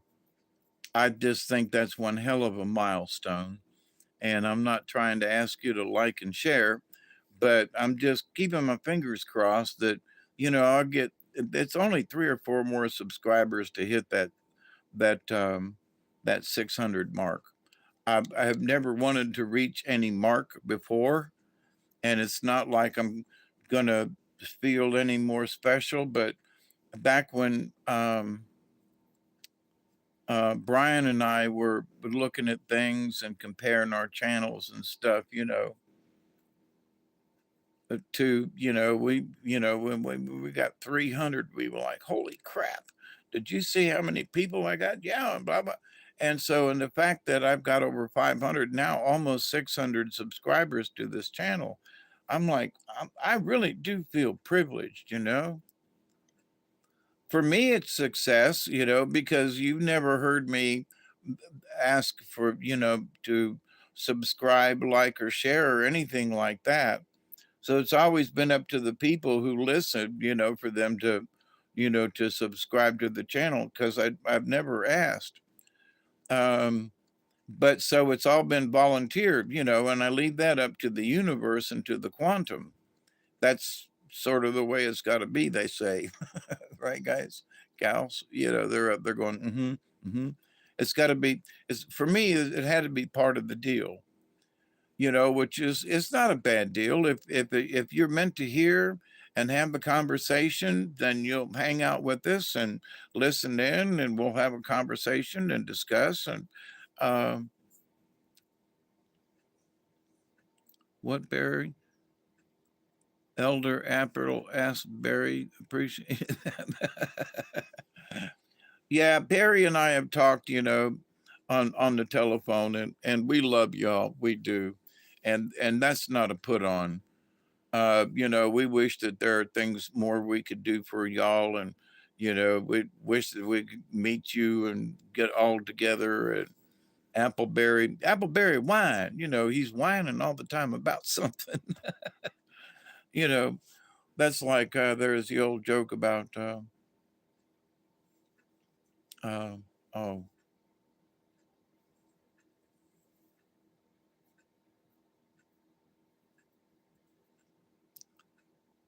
something about oh yeah, my a Jewish man talking to me goes, yeah, my wife's a whiner. And what do you mean she's a whiner? And she goes, well, she's always whining. What about? Well, I want to go to Miami. I want to go to Miami. Anyway, it had to have been there. But so, ooh, we got a few minutes left. Coming up on this 20. Where's Duggar? He's up on the couch. By the way, all nice and warmed up and whatever. The way I've got the couch kind of stacked up, he's been jumping off of it. Everything's been falling on the floor. So every you know every half hour or so he's jumping off the to to see what's in the yard, and so he turns around and all the mattress and everything is falling down on the floor, and he's like, "Whoa, well, quit jumping up and down on the bed," you know. Now I'm going to start early. I'm going to get it started. But, you know, um, I do appreciate you all. I do. And one of the things that I appreciate about you all is the fact that when we get together, you know, I don't know, and this is, you don't have to answer. This is just a general question, but after we have these little get-togethers and so forth, how how long does the conversation linger? You know, and this isn't like, whoa, well, I thought about it, or I just forgot the fuck about it, and that was that. Or well, we had the conversation, and I thought about it for a week. It's sort of like, what is the value of the conversation? Sort of a follow up. Here we talked about this today. Now, in your lifetime, now I'm just having conversation, but in your lifetime, and with our conversation, my yakking and y'all being in the thing, does a week later you go, I was thinking about that the other day, and the thing about humanity, and I was looking through the news and everything, and Hawkeye's been talking about, folks talking about the end of humanity, and I see his point, you know. So I'm not saying that this happens with y'all, but in my brain of thought, does my conversation or our conversation come up later on? You go, not that I was right, but that your observations come into play, and you go, damn, I see what he was talking about. You know, again, that sounds like I'm trying to be correct about stuff, but my point about this is, can you see it too? Can you see it as well? Do you see what I see? Do you see what I see? Time for a 20 here tonight. Do you see what I see?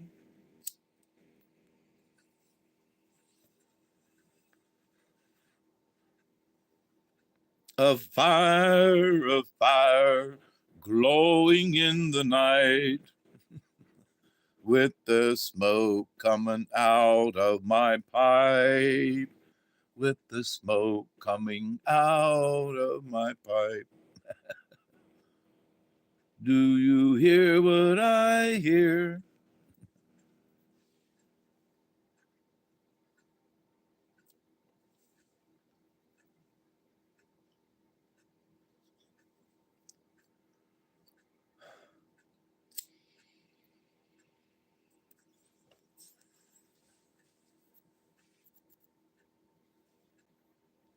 So this thing for me, and having conversations with my spirit guides, and as sort of cheers, yep, very tasty, yum yum, eat them up.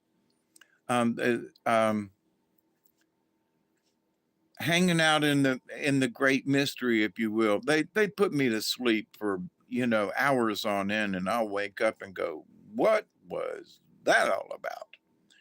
And then I have to unravel. It'll take me a day or two or three or sometimes a week to unravel some of the stuff. And it almost feels like when I'm in my meditative state, that, you know, I've been flying around in the great mystery, and there's a bunch of shit out there right now. I think it's been there before, but it seems like things have been stirred up in the quantum lately, and that other people are picking up things. And that's why I'm like, no, I think humanity's got a good chance here. I really do. Stop this, nonsense that it's over for us. Hey, Diane, how are you? It is good to happy new year to you. Haven't seen you, I don't think, this new year yet. It's good to see you. Cosmic hugs. So this idea in the world of stuff, um, how can I make a difference in the world? And and so how when Oprah come up with this stuff about pay it forward, pay it forward. Well, what if you don't get out much? What if you don't have the opportunity to like literally physically help people? Well, then, we help people, by what I've been talking about for the last 2 hours. We put our energy forth and we put forth a smile for humanity. Right, just smile.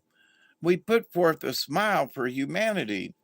And when other people want to say, "Oh, we're all going to die," just calmly say, "Sorry, that's your point of view, but I don't feel that way.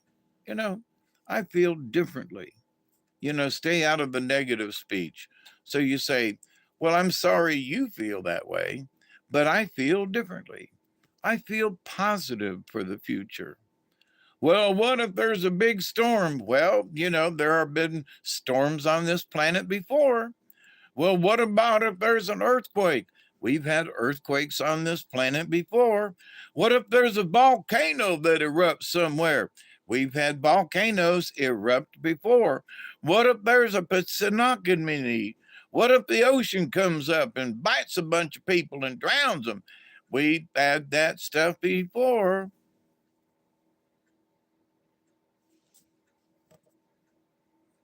Who did I just see? Sheila, how are you? Good morning to you.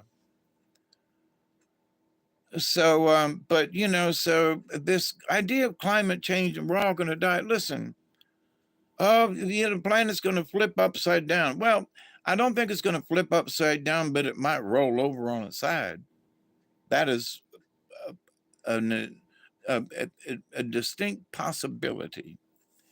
And because with the pole, with the electromagnetic stuff and the pole and everything, and the energy's coming off of the sun, and the way the magma and the lava magma inside the earth. Yeah, everybody. Sheila's my next door neighbor. And by the way, um,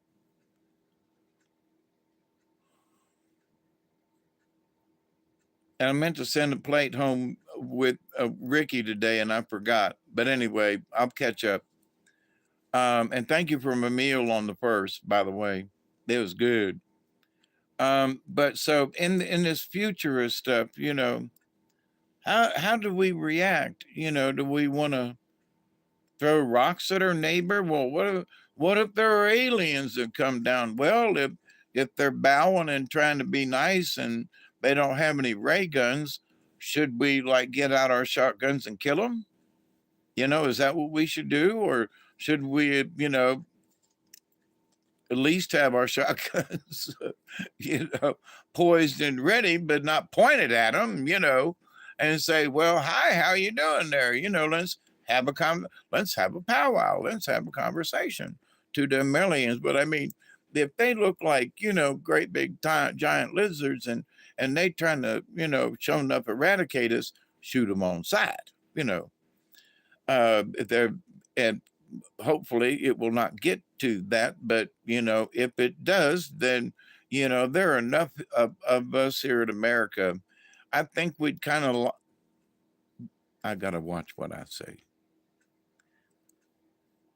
I'm not looking for a fight with any of the aliens, but with all the talk about bad aliens and trying to take over the planet and folks doing this and that, I think there are a bunch of us who would just quietly say, "Go ahead, give it a try." We just saying, y'all might find out what kind of tough, ornery sons of bitches we are on this planet. And that most of us are nice, calm human beings. And I would never think about, if I was against the Vietnam War, if I was against the war in the Gulf, I was against the Iraqi war. But if aliens come down here and want to, kill us, light us up, or do something, I'm sorry, but we gonna fight. This old geezer right here is gonna fight. And I don't have a lot going for me, but I'm still feisty. I'll take one or two of them down before I go. We gonna fight. So I don't want to, but with all this stuff that goes on, well, what if they come down or what are they gonna have a fight on their hands? That's the answer. And I don't think they want to do that. Now they might want to kill a bunch of us off and first and then like say, okay, see what we did. Now you want us to do it again? Well, maybe, maybe not. But this idea that, we're gonna there's gonna be resistance groups, it ain't gonna be that easy for them, whoever it might be. And there's some of these crazy people within the government that think that, they're going to control us and stuff. No, no, no. Oh, and by the way, I do not have a MAGA cap or a MAGA t-shirt. Don't own one. I might wear one if I had one. I have considered buying one just for the hell of it. But the idea that, it's associated with Trump, well, I have thought about this a bunch since it first came up, in that I would like to make America great again. There are things and ideas and stuff, and that I would like to promote and kind of sort of have here and preached about. We can do a better job. We can teach people how to drill wells. We can teach people how to do. There are things that we can do, and just volunteering, there are things we can do to help each other out, like I said an hour ago about you know the spirits have been pushing me towards we all need a victory garden. If it ain't but a 5 by 5 spot somewhere, we need to plant some. We need and it's the act of planting, it's the act of growing, so that it will promote it in the universe. But anyway, so with that said, um, can is there enough of us that we can be active enough in order to do that? If it's just plant some greens or some beans on a trellis in a window, or whatever. So it's really easy to grow potatoes. We've talked about some of this stuff, but to the point though, it's the actions, it's our actions that we do. So, how do we interact with each other? We interact with, say, hey, did you, I heard we could plant something. Did you know that there's an herb that I planted in my kitchen window? Yeah, I put something on the front porch. Or, spring's coming and I decided to buy a couple of little bushes or trees or something, something that we do that is for Mother Earth. Because for those of us who make it on the other side of the apocalypse, my my folks say that those of us who make it to the other side, it's going to be important for us to have these things and to know these things and to be able to teach it to others. I don't know how true that is. We'll see, but knock on wood, up to this point, that hasn't been necessary. But, I have intentions of planting this spring and of trying to get that little piece of garden back over there in my backyard. So thank you for the John Deere. I love my John Deere tractor. But I'm gonna drag that fence out of there and go back to planting stuff.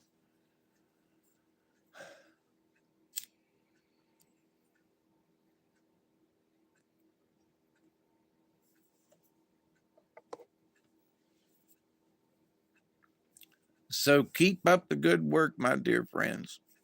Cheers. I continue to pray that each and every day that each and every one of you will continue to learn how to accept and receive the knowledge, the healing, the wisdom, and the many blessings in the universe. Family is family, and I really appreciate y'all as part of my family. I really do. because I've got real family that, don't interact with me the way you folks do, and we've never met. Well, most of us have never met. But, um,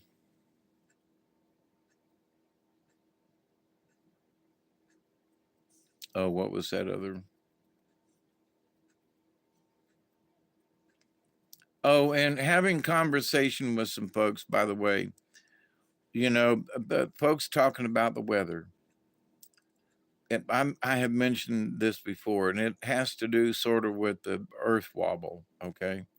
A little bit of catch up here, and maybe some mustard, who knows, and a little dash of mayo over on the side. But the earth wobble has been going on. Much love to you, sweetie, Miss Diane. Um, and the climate change things. Robert and I talked about it earlier, and I've talked about it with other folks. Some of older folks and younger folks, and you know, the folks say, "Oh, it's so cold this winter." You ain't seen cold. I'm sorry, you just ain't. You know. And people said, "Well, what are you talking about?" Listen, back in the 50s, it was so damn cold. And there was snow freaking everywhere. I remember as a child, moving out of Ohio to Florida, and there was snow all the way down near to the Florida line from Ohio. And oh, and this is my anniversary, by the way. What is the date? No, it's the 17th. I'm sorry. It's my anniversary for being adopted. But anyway, um, one of them milestones in my life, uh, January 17th. So, but almost close enough. But anyway, um, but there's been cold weather before where it's been, 9 degrees here in South Georgia, you know, 9 degrees. And it's barely been in to 30, these last couple of years, maybe 29, maybe 28, but it used to get into the teens at least once or twice a year here. And that's when we had good, peach crops and so forth and everything because we had enough cold weather nights. But we haven't had that kind of weather in a while. So people are talking about, because they're not old enough to remember, that no, this is not cold weather. Oh, but it's snowing and it's this. Yeah, okay. But no, I remember back when I went to Chicago over one Christmas one time, and it was 48 below with wind chill factor for weeks. It was that cold for almost a month, and there was snow piled up everywhere. I mean, it was like, what? No, we've not had that, and folks have not had to go through that. Oh, it's cold. No, there's snow. Yeah, but no, this is not the worst. Trust me, you know. And so people who are trying to sell this climate change to you is just stop it. Oh, we're all going to die because blah, blah, blah, climate change. The climate has been changing since, the planet has been here. That's one of the paradigm shifts that if everybody's aware of it and you pay attention, when folks say, "Oh, climate change," say, "Yeah, climate's been changing since the earth was born." You know, we stop this thought that climate change is going to kill us. Well, I got to say that if a low develops in the Gulf and heads up into Georgia, we might have a hurricane, or a hurricane, depending. But, and we have, Michael liked to wipe this off a map, back then 4 years ago, kind of thing. Big trees on me and our neighbor's property. Big trees went down. Tornado weather. I don't mean just hurricane. I mean bad weather. Survived it, but the property and the trees and Mother Nature took a hit in places. and the destruction is visible here on my place, and Miss Sheila and Ricky's place next door too. But anyway, so yeah, climate changes, and it changes nature. Nature changes things. There are trees that fell down into the river, and it changed the course of the river. And there are things, and there's stuff. Big trees fell down and were wiped out, and now there's big open spots down there that were shaded by literally ancient oak trees, and now they're open. So different types of plants and things have been moved into these open areas. So Mother Nature has a way of moving things around, whether we like it or not. So I cried when I saw them trees down in the backyard. I just couldn't believe it. Last time I was down there with Duggar, I was looking at the trees that had fallen into the river, and I was just like, what a mess. But Mother Nature did her thing, and it's over with. It's been over with for years now, the destruction, but it's the it's still visible. It still hurts me every time I see these huge trees down.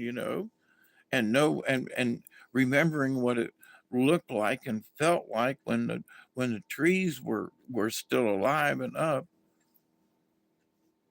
Yep, one big oak fell in my fish hole.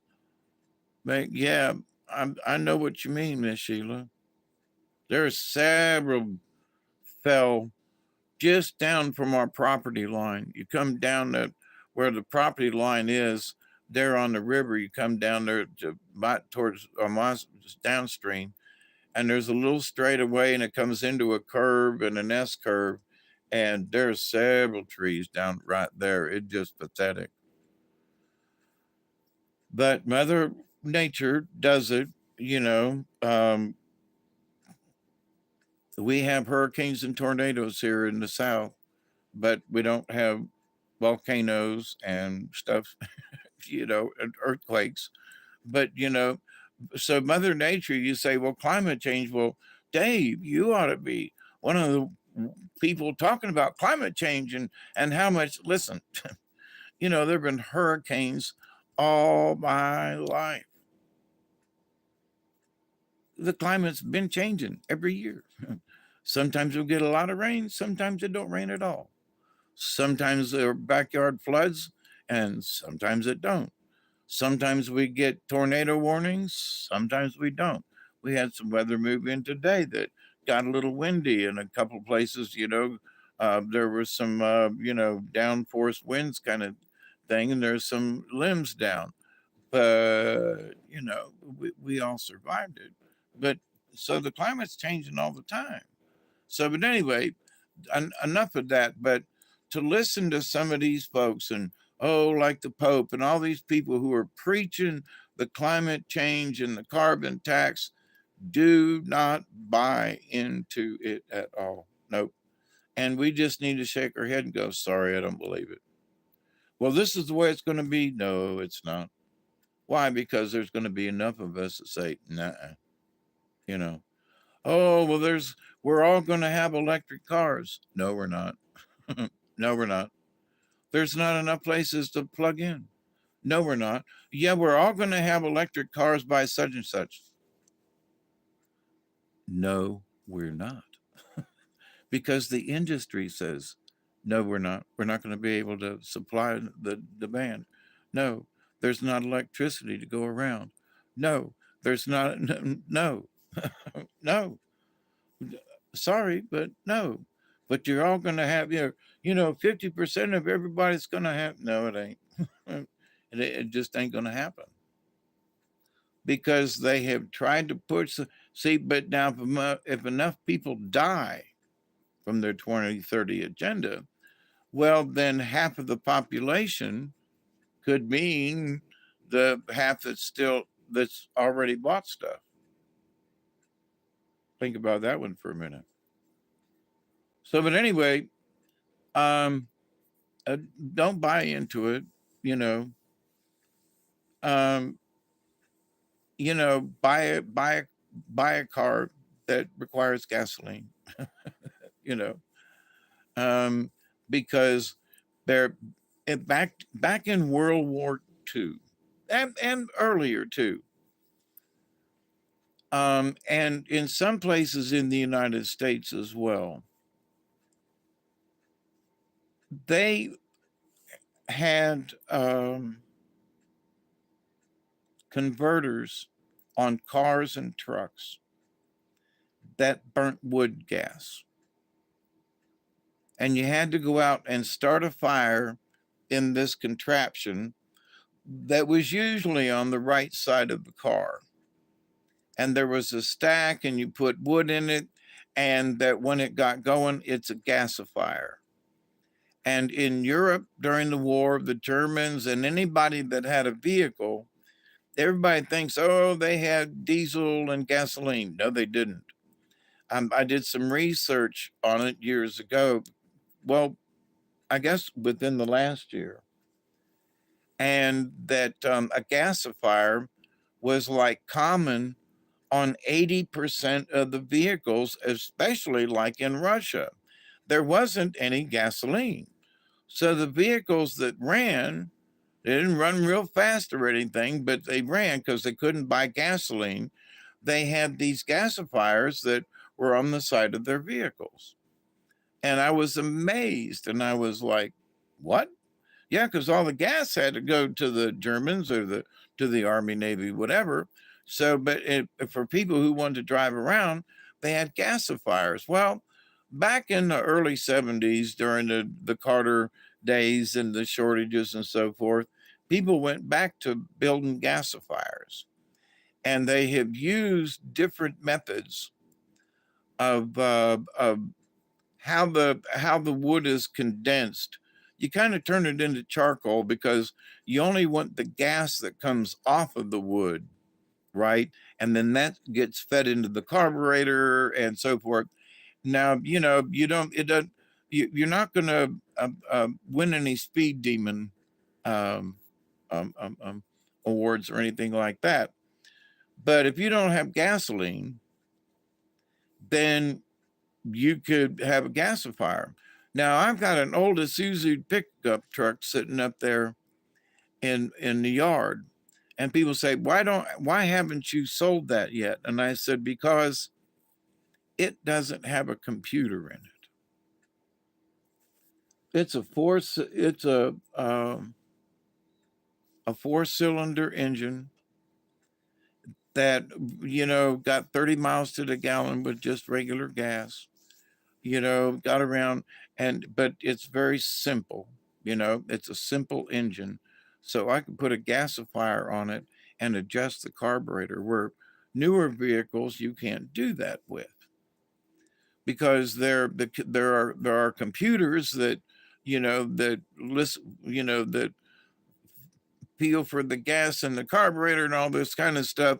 I don't think I could convert, or maybe I could, but it would be difficult to convert my Mazda because it's got a little brain in it, right? It's got all these little modules and nodules and things. Whereas on my Isuzu, it don't. It's just got a carburetor. So I could convert my Isuzu pickup truck into there's another word for it, but it would be a wood burner. So, in America, but if you had an electric vehicle, you couldn't run it.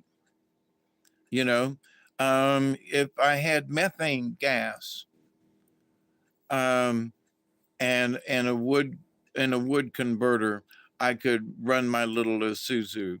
So depending on, if it got like World War II and there wasn't any gas and blah, blah, blah, blah, blah, I could still get around, you know, and wouldn't have to pay anybody because I would be making my own fuel with the gasifier. That's the word, gasifier. And with some of these new techniques and stuff, it might be pretty damn efficient to put a gasifier on one. So, but anyway, you got to have older model vehicles in order to be able to convert them. But here's the deal: you can convert them. But you got to go around a few things and shut some stuff off and pull some wires loose and go back to basics. But um, so folks that have brand new vehicles are not going to be able to convert. They're going to be stuck. And because of all the computer stuff, right, they're not going to be able to convert to a gasifier or an alternate fuel other than gasoline, you see. But going to a battery is just not going to work. There's not enough charging stations. There's not enough electricity to support the system, and the batteries don't last that long. If you've only got to drive 30 miles one way and 60 miles maybe in a day, maybe. Because if your batteries are, you can get 100 miles. Okay. So shoot for 60, maybe. But this idea that it's going to be the solution, it's not. And there are a lot of other mechanics and folks talking about it, but just having conversation here with y'all, it's not going to work. So, if you were going to buy a vehicle these days, buy an older vehicle. Buy one that's 25 years old. Buy one that's in decent shape, an old, a pickup truck or something, or maybe a van or, um, something that doesn't have a computer in it. And, keep your fingers crossed. You know, you'll have a collector's item and you might not be all this new stuff, but I'm telling you, I've got friends of mine who have had issues with their newer vehicles. I had issues a year ago with all of the sensors in my truck went nuts. So, and I spent, close to $2,000 for all the parts and I did the labor, but to the point though that these all of these vehicles with all this electronic gadgets on it are going crazy on these vehicles after just 1 or 2 or 3 years, and they're just going wild, and folks don't know what's going on, and your car won't run, and this and that, and you can't do it. Then what do? You spend all this money on a vehicle, and after 2 or 3 years, it won't run and won't start, and you got to run all these diagnostics and everything, and blah blah blah. Is it worth it? Buy an older vehicle and tune it up, and stick with it. The fewer sensors in the vehicle that you have, the better off you're going to be. It's already proven itself.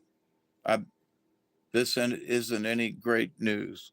The better off you're going to be already, even in this day and time.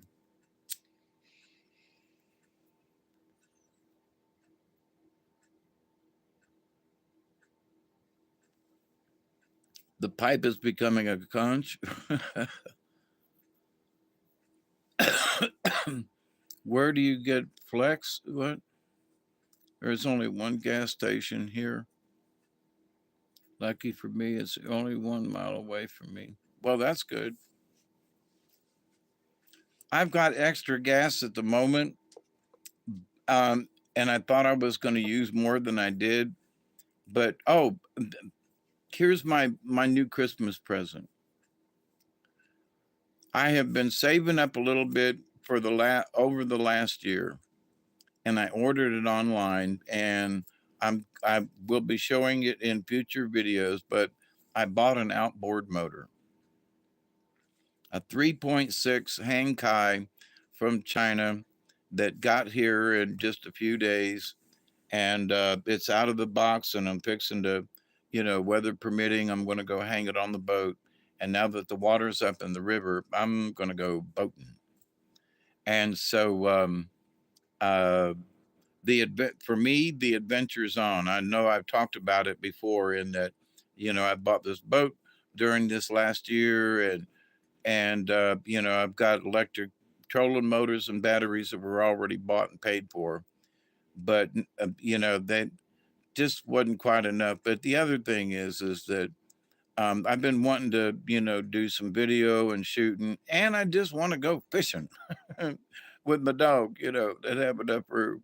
And if somebody wants to come, see, now we can really go because this boat won't paddle. It will not paddle. So, but now I'll have this little gasoline motor that I can go putzing around on the river. So anybody wants to go fishing, good for you, Dave. You need to be yes, I do, absolutely. And I'm still having trouble with my back. You've not heard me talk about my back much, but I'm still having trouble with my back. But I can pick this motor up and move it, so that's like a good thing. It's small enough that it will go on my canoe, which I want to be able to put in the water this year again. But this little bass boat thing is going to be just fine. And at least, at least I hope, I anticipate it's going to be just fine. Having seen everybody, all the little, the YouTube videos and everything for this particular type of motor, I have fallen. I can't get up. What? But so, my offer is still open for anybody who wants to come and go fishing. And now that I got this little gas motor and all this other equipment and stuff, it's up to you if anybody wants to go. So all you got to do is get here. Now, in the meantime, I want to finish up working on my truck. So, and I'm hoping I can go see Barry, maybe in the spring or early summer. So like March, April, maybe May, Memorial Day kind of June, July. What's in May? Is it Memorial Day that's in May? What's in May? Something's in May. Bring some smelling salts. What?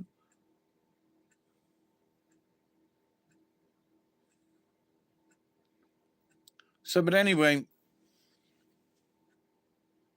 no, I can't last another 20, but I will, hey, let's, finish up right here.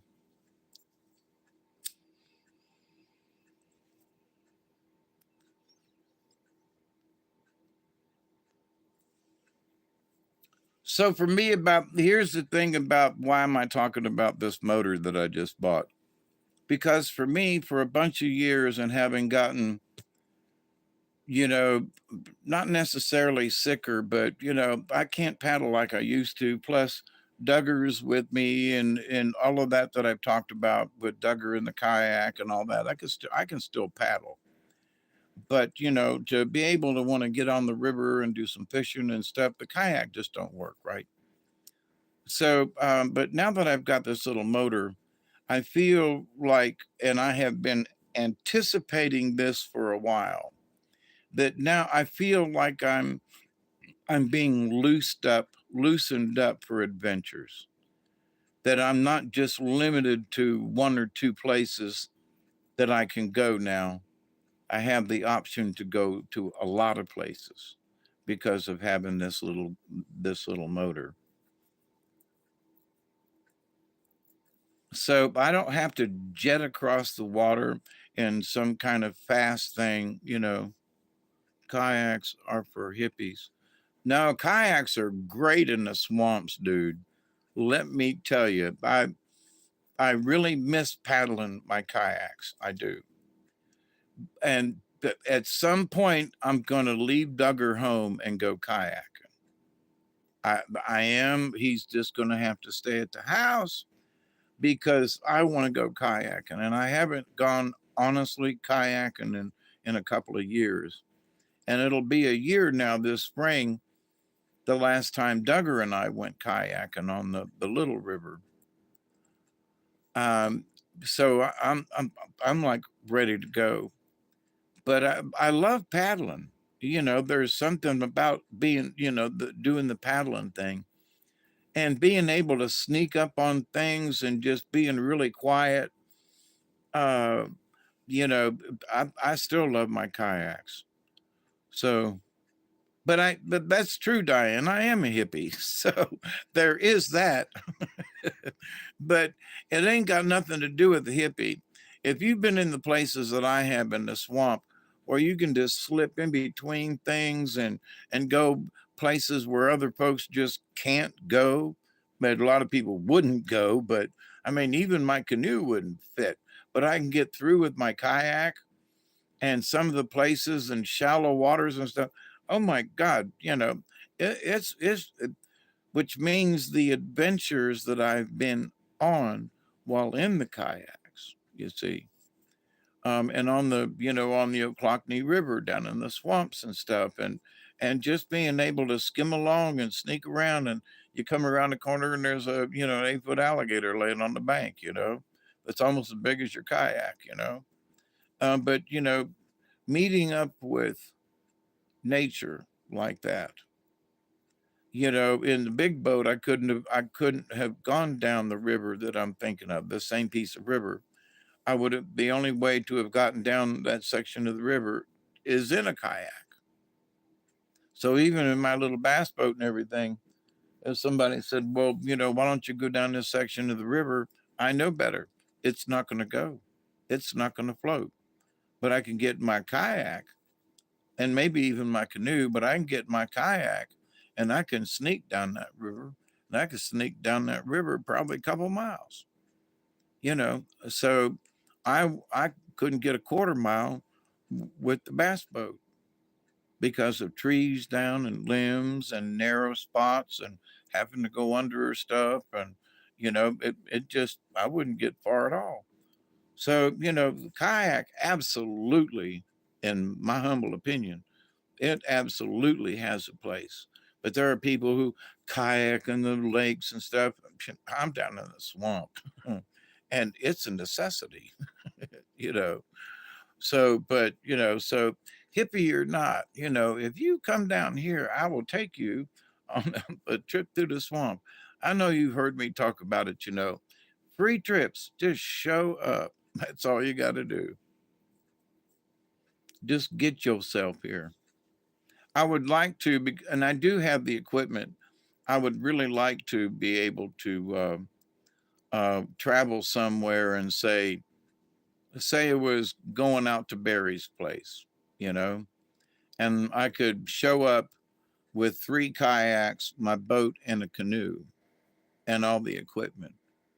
So if somebody wanted to show up at Barry's place, I would have all this equipment that's already there. And because I've been collecting it over the years, and this is one of the reasons why I wanted to be able to provide, kayak kayak canoe trips for people and with people, and be a guide. So here I am at 71 and I've got all this stuff, and now I just bought an engine for for my boats. So it's like I feel like I'm stepping up in the world. I'm not giving up on paddling. No, I absolutely am not. But I'm stepping up in the world to a motor, you know? And I had a motor years ago with a boat that I shared with my brother, and it's been 30 years. And now I've got a brand new little motor that I can put on my boat and my canoe. Adventures are coming up, man. I can't wait. I can't wait. Ooh, I can't wait.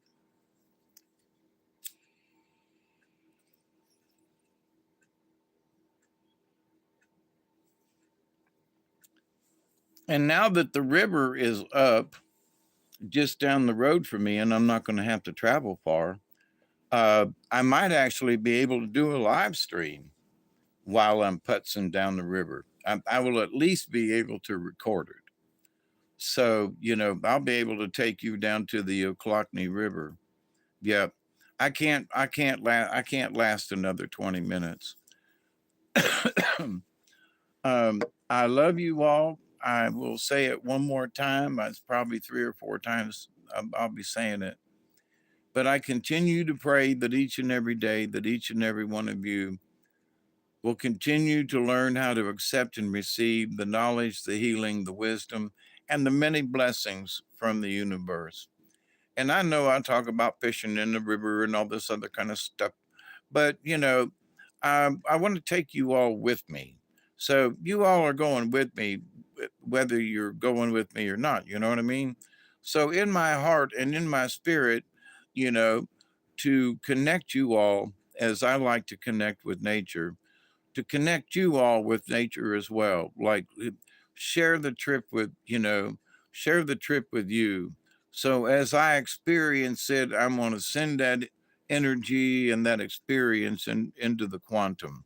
So, but anyway, that's sort of where my head is at with some of this stuff. But anyway, spring is coming up and I just got this new motor and I'm ready to go. And we'll see, because I got this new phone and I got my other camera, and we just might be able to pull this off. So I love you. Be safe, y'all, and have a great weekend, by the way. And who knows, I might be on later on this weekend. So be sweet, be kind, and, and be nice to yourself. And, um, don't live in fear, you know, live in a positive attitude. So, cosmic hugs. It's good to see you all. And until next time, I am Hawkeye Two Feathers, commonly known as David Null, AKA Be Sweet. Cheers.